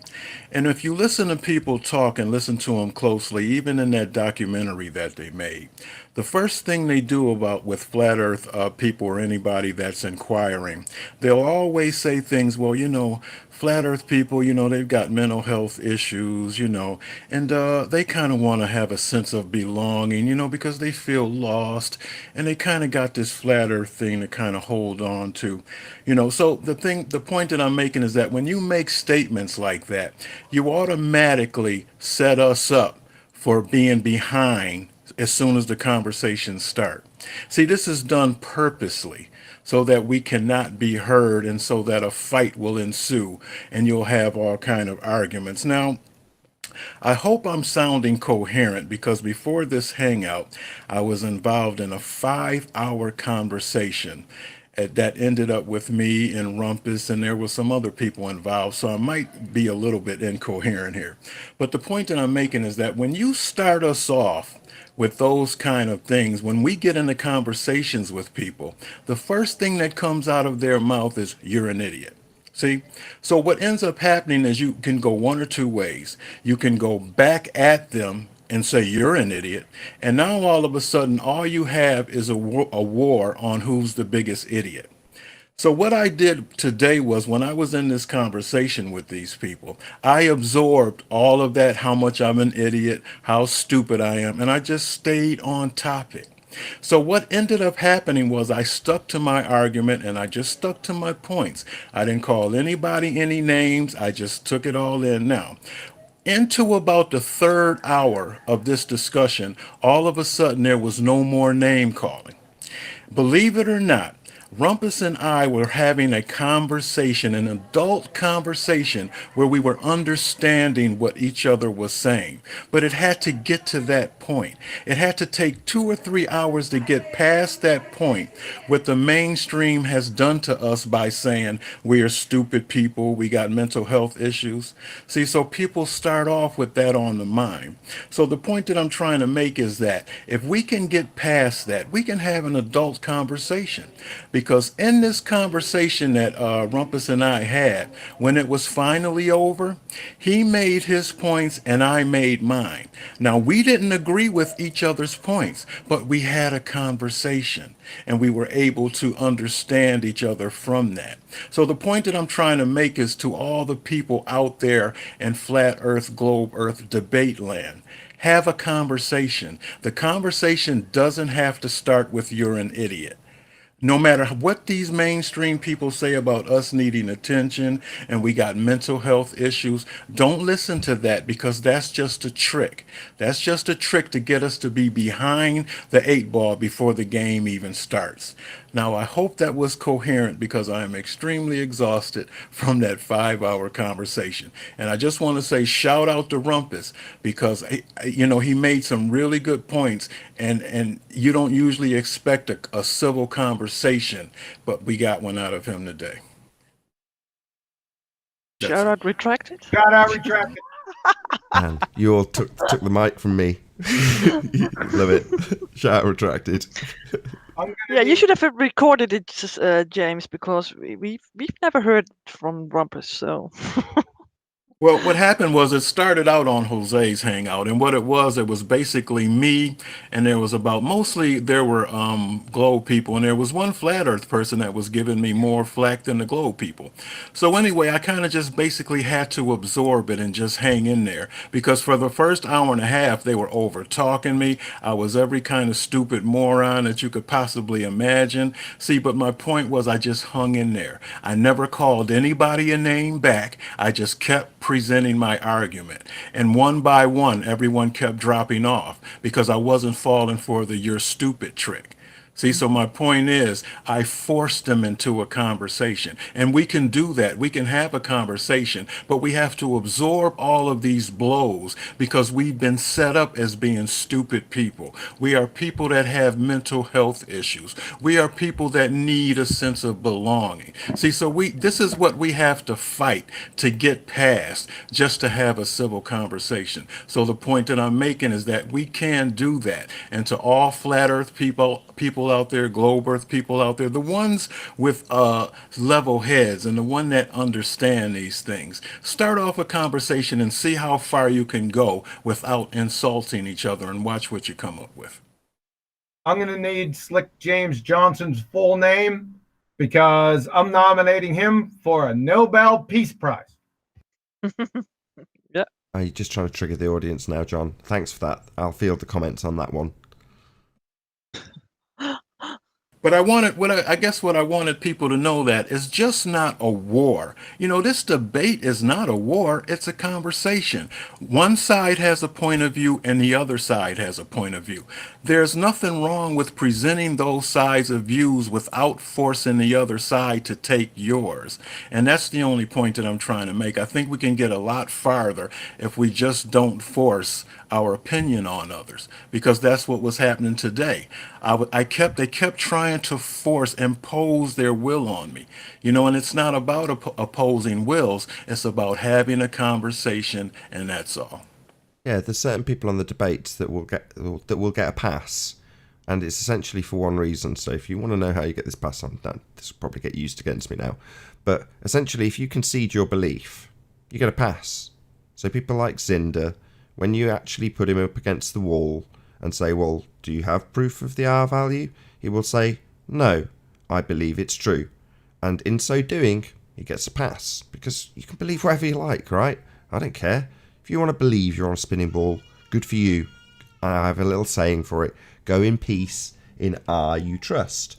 So, in so saying, I'm basically pointing out that you're entitled to your belief, right? Well, I would assert emphatically that I don't have a belief in the fact that the Earth is obviously and observably flat. The Earth is observably and obviously flat. So I'm not trying to force my beliefs upon people when I say those words. However, when you reify a model and demand that I accept your belief, it's a very different kettle of fish. Exactly. Yeah, I've taken to starting calling them what they are. They're fundamentalists in their beliefs. And, you know, that gets shortened and thrown at people with a Christian faith more often than not, that they are, quote unquote, fundies. Well, what's a fundie? A fundamentalist, right? Well, somebody who has to reify a model and demand you accept it, that right there is a fundie. Right, and I understand that because that's basically what I keep getting hit with. You have to accept this, and then when I don't accept it, that's when well, you're using a computer, you're using, a phone. You shouldn't be questioning these things. But that's my whole point. I am questioning it, and I should be allowed to question it. Since when do we get to the point that just because something is written and it's got an equation attached to it, that I can't challenge it? See, you can challenge it if you want to. You can't say, no, you can't challenge it. And this is the point that I'm trying to make. Yes, I can challenge it. There's nothing wrong with that. If your argument holds up, then it'll hold up to my challenge. You don't have to barrage me with a whole bunch of how stupid an idiot I am because, just present the argument and see if it holds up. Don't, that's all. And like I said, excuse me for this incoherent voice, but I'm so exhausted from that 5-hour session that I can barely hold my lips to form a word. Sorry about that. Yeah, you knew more than I. In saying that, I've probably spent 20 to 30 hours in the company of Rumpus on the debates, so I don't really envy you. If I'm honest. Yeah, that was a long one. I was mentally exhausted after that. Oh my goodness. Cool. Is there anything you want to add, Betty? No, I think that we really covered many of things. Maybe one thing on Discord, we have a lot of people that we sort of battle with things, and they're beginning to get adjusted to the citation John brings, but then they bring citations of their own, and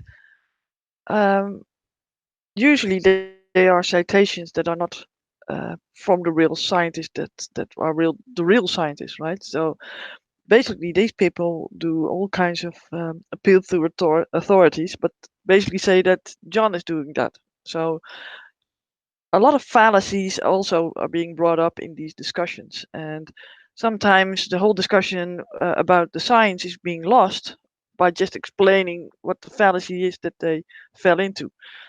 I see that a lot happening.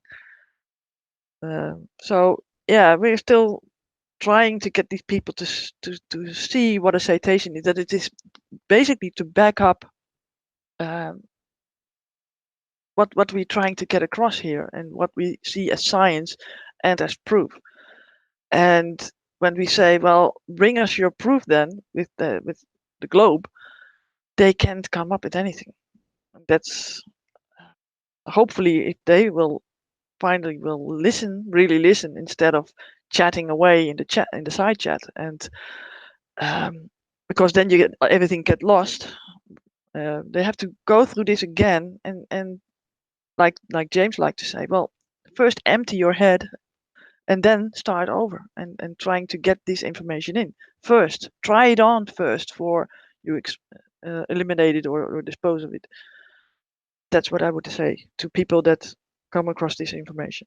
Just empty your mind and just try to get this information in first and then see what you can do with it. Certainly on some of the shows that John and I have done together, one of them covered fallacies, and as you rightly point out, they are intrinsically linked to, well, I was going to say this debate, but really any debate. It's picking apart where the argument is fallacious, and in the case of the natural world or the world, obviously it's going to be a science-related topic. So the two, i.e. science and fallacy, often go hand in hand, which gets frustrating when, from our side of this debate, we're trying to point out where a deception lies. And if you are going to use the very nature of said pretender clown muppet pseudoscientist as your citation, you've then got to pick that apart for its fallacy as opposed to its scientific validity. So the two are so tightly wound. Yeah, true. So I've never learned so much about fallacies since I've been in these kinds of debates, and getting better and better at discovering when people do that. And people hate it usually when you point out their fallacies. So it's basically then it deteriorates to a sort of a victim mentality and saying, well, you do this and that, or they go over into ad homs and trying to insult you. That's usually what happens. Can be fun, like with Bob the fallacy guy. So different Bob the science guy. I'll use his actual name so people know I'm referring to. And he's trying to use the drop value, the old theodolite nonsense. In his case, he's trying to tie it back to a fixed point with the sextant. And he's saying that essentially his original definition is to beg the question and assume that what he's measuring to is the leading edge of a sphere. But because I point out his fallacy, begging the question, he then moves on to describing it as I've described it, which is the arbitrary point in the distance where the land meets the sky. Well, that is to say that the land never meets the sky. It will move as you move. But he tries to formulate his exact same example into that, which is an arbitrary point in the distance, and he can't do it. And when he's asked why he's doing this, he's like, well, I'm trying to get around the fallacy part, because I'll be accused of using a fallacy if I say it's the leading edge. But after about 20 minutes of doing it, there comes a point where he has to say it's the leading edge. In other words, they cannot not beg the question. Is that right? Too many negatives, I think. But they can't not beg the question. I think that's right. It's a bit late in the day. There we go, I'll rephrase it. They have to beg the question at some stage. In other words, at some point, he has to revert to, yeah, I'm measuring the leading edge of a sphere, that's what's dropping, and blah, blah, blah. They have to assume their outcome at some stage. Which is to say that when we have these arguments with globe heads, ultimately speaking, that is the underlying truth here. That is the point. They must assume their outcome when they make these arguments. So it means that all of them fail. Well, what does that tell you? Well, it should tell you, you don't live on a spinning sphere. At the very least, that's what it should tell you. Aside from the very real axiom that the Earth is obviously and observably flat, if you're coming to this with the crazy notion that you live on a spinning sphere flying through a vacuum, then understand this. There is no way of providing any evidence whatsoever, let alone the scientific validity claimed with the sphere Earth model we are told we live upon. So there is no evidence for this, only fallacy, only to assume one's outcome in the example being set out. So, yeah, do you want to add anything, John? If not, we'll round out.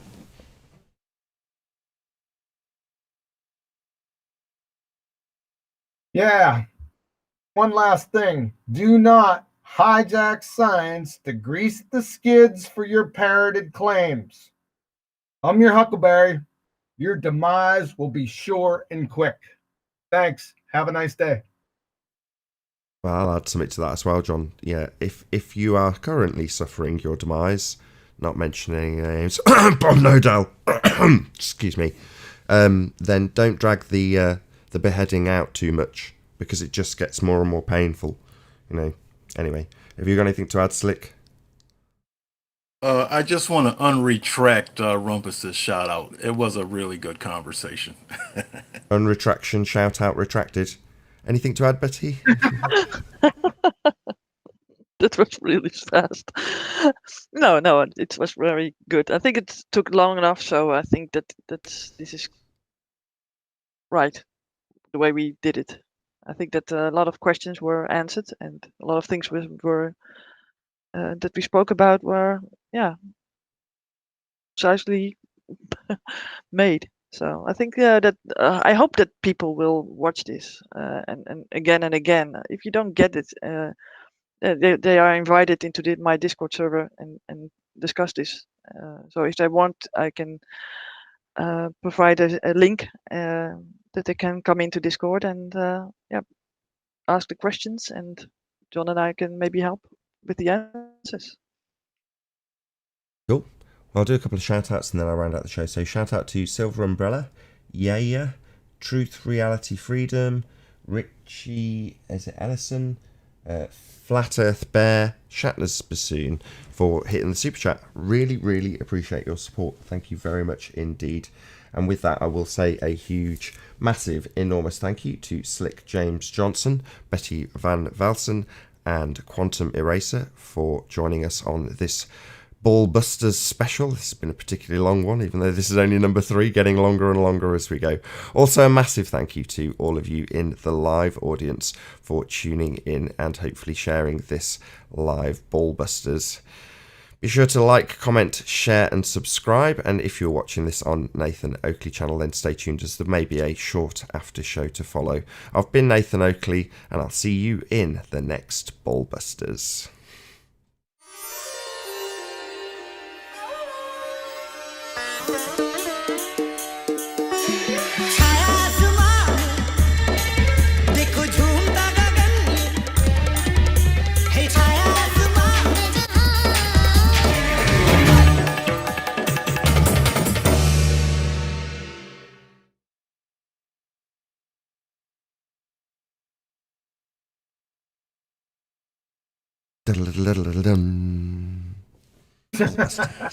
Oh boy, you got. I'll tell you what.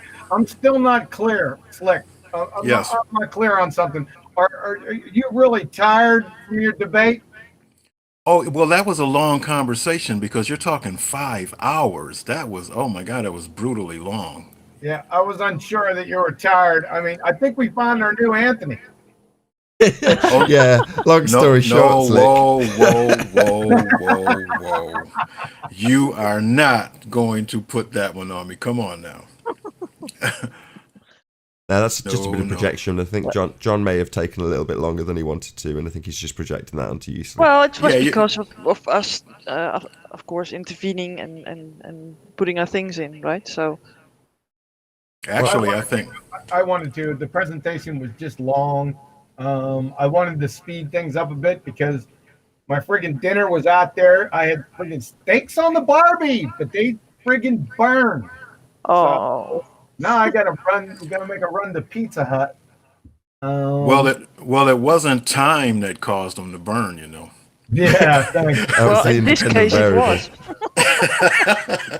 was. So, but I hope that we spent enough time. Nathan, did we get all the subjects covered that you wanted, sir?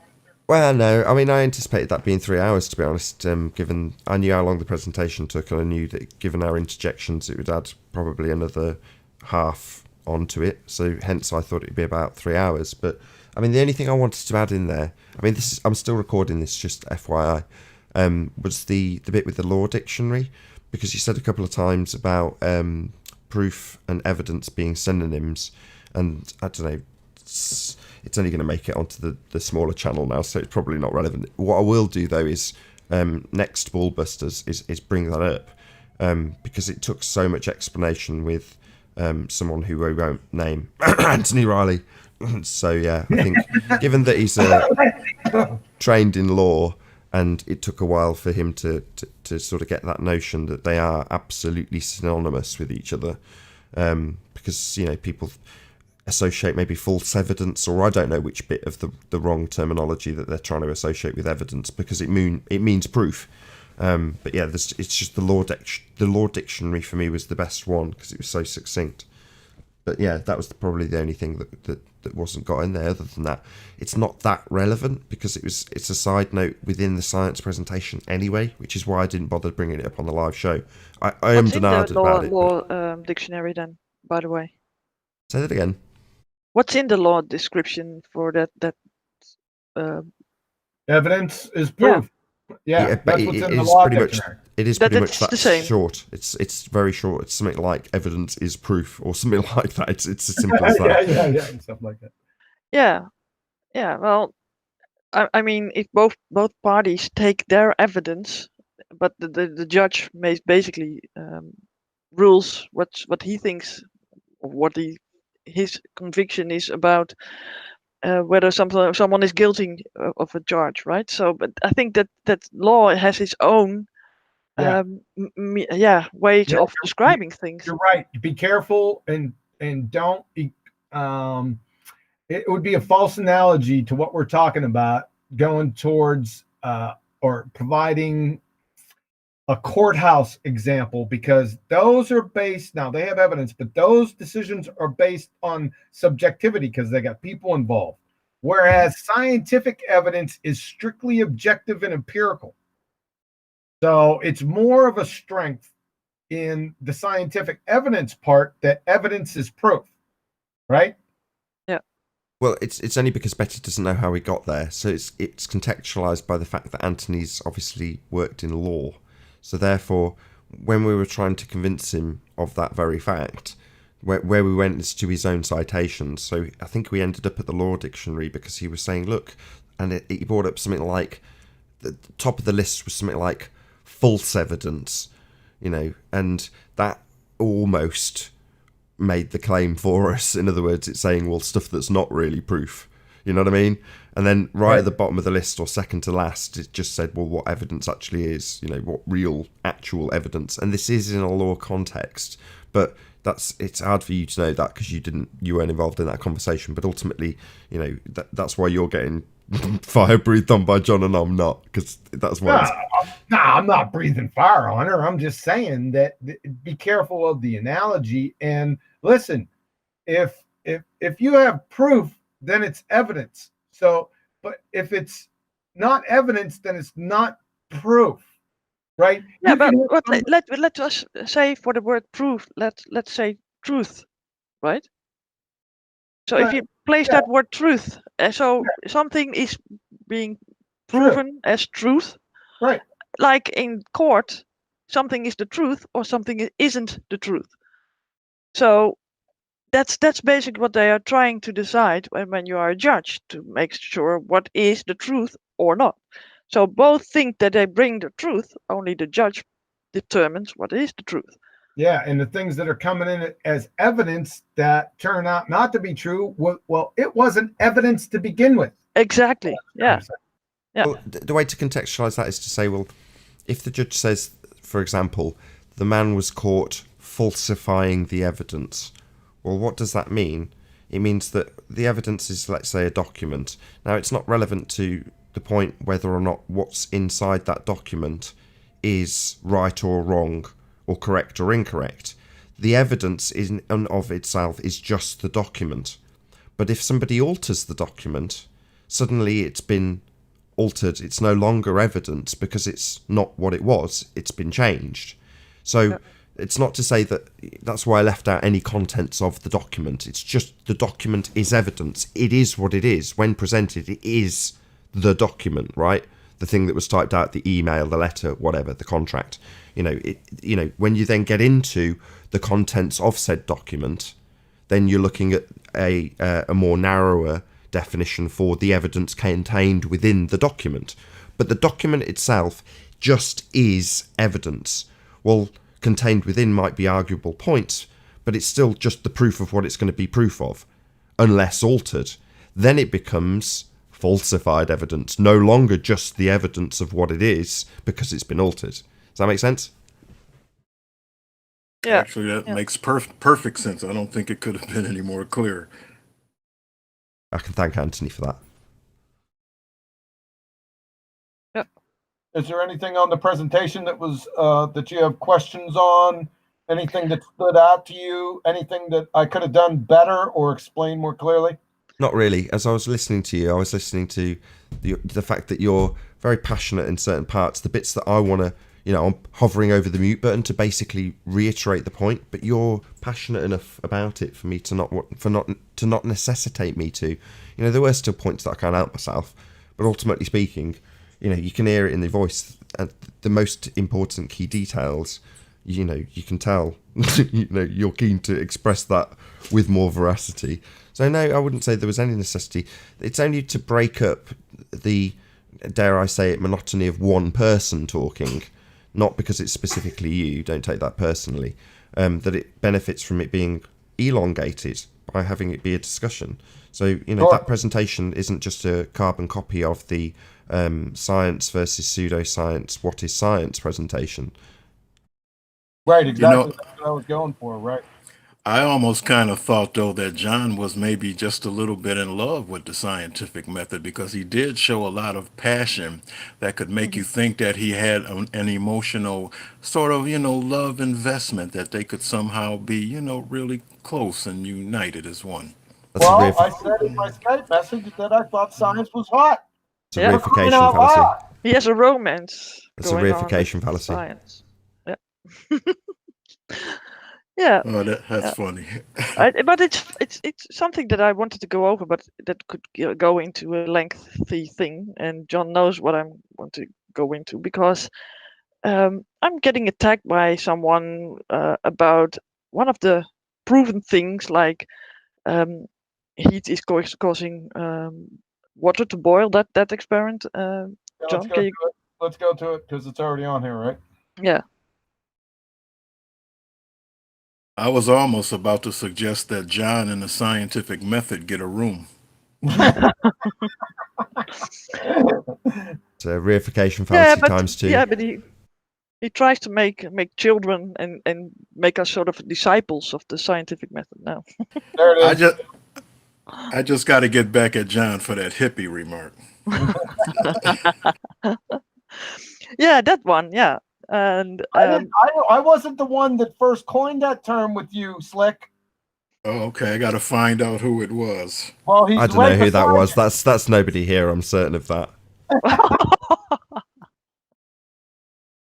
yeah. So So number one, so Betty has a problem with this one. no, I don't have a problem with that one. You explained that one to me yesterday more clearly, because that I want to basically point out why how difficult it sometimes is to when you post a scientific method. I was challenged when John gave this as a proof, and I was challenged to put this in a scientific hypothesis, and so I did, but I had to basically expand on it a little bit, I think, because it wasn't all in there, right? So because I didn't have the word heat in there. Yes, and we talked about that it's already implied here. I can write this any number of ways. Yeah, so maybe Nathan, can you see what would be the independent variable, the dependent variable controls? Would you be able to do that?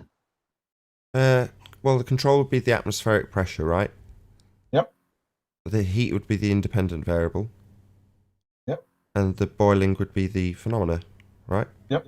Yeah. Great. Yeah. So that's something that they said, and then they began to go over this. Let's see what I got from that. Well, go ahead. Let's post the one that you posted, right? Post the one that you put, because it isn't worded like this. I gave you something different because I was trying to get everything done and doing other stuff. So I just said water will boil at 200 degrees Fahrenheit. So I didn't have heat here. I didn't put heat in the hypothesis. But so what? Water will boil at 212 degrees Fahrenheit. Well, that's okay. Heat's already implied or implicit right here. Mm-hmm. So, yeah. Where shall I put the information? Where try to get it? Go ahead and put it in the chat right here, and make it quick because my pizza and wings are coming. Put it in the chat here, and then I'll copy and paste it and put it in the presentation. I mean, this isn't your issue, Betty. This is you needing to dumb something down for some idiot that doesn't get it. Yeah, basically. Okay, sounds familiar. Shout out to Slick. Well, so John, I'm just curious, are you going to share your dinner with your date, the scientific method? Reification fallacy where times shall 3. I put this? In the Hangout, or is that the thing? Where I should do it? You can put it right here in the text. It has a text part. 1 second. Let me see. Where is it? Yeah, the side. I think top chat. Yeah. Let's see if I can get it there. Yeah, I think I can get it there. There you go. I'll go ahead and. Oh God. I'm going to pop you guys on mute while I round out for this recording. So I'll say another huge, massive, enormous thank you to Slick James Johnson, Betty Van Velsen, and Quantum Eraser for joining us on this After BALLBUSTERS special. Also a massive thank you to all of you in the Nathan Oakley audience premiering stream for tuning in, sharing, and hopefully super chatting during this premiere. Be sure to like, comment, share and subscribe. Also check out nathanoakley.com to keep up to date with the Flat Earth Debate Forum. I've been Nathan Oakley, and I'll see you all in the next video.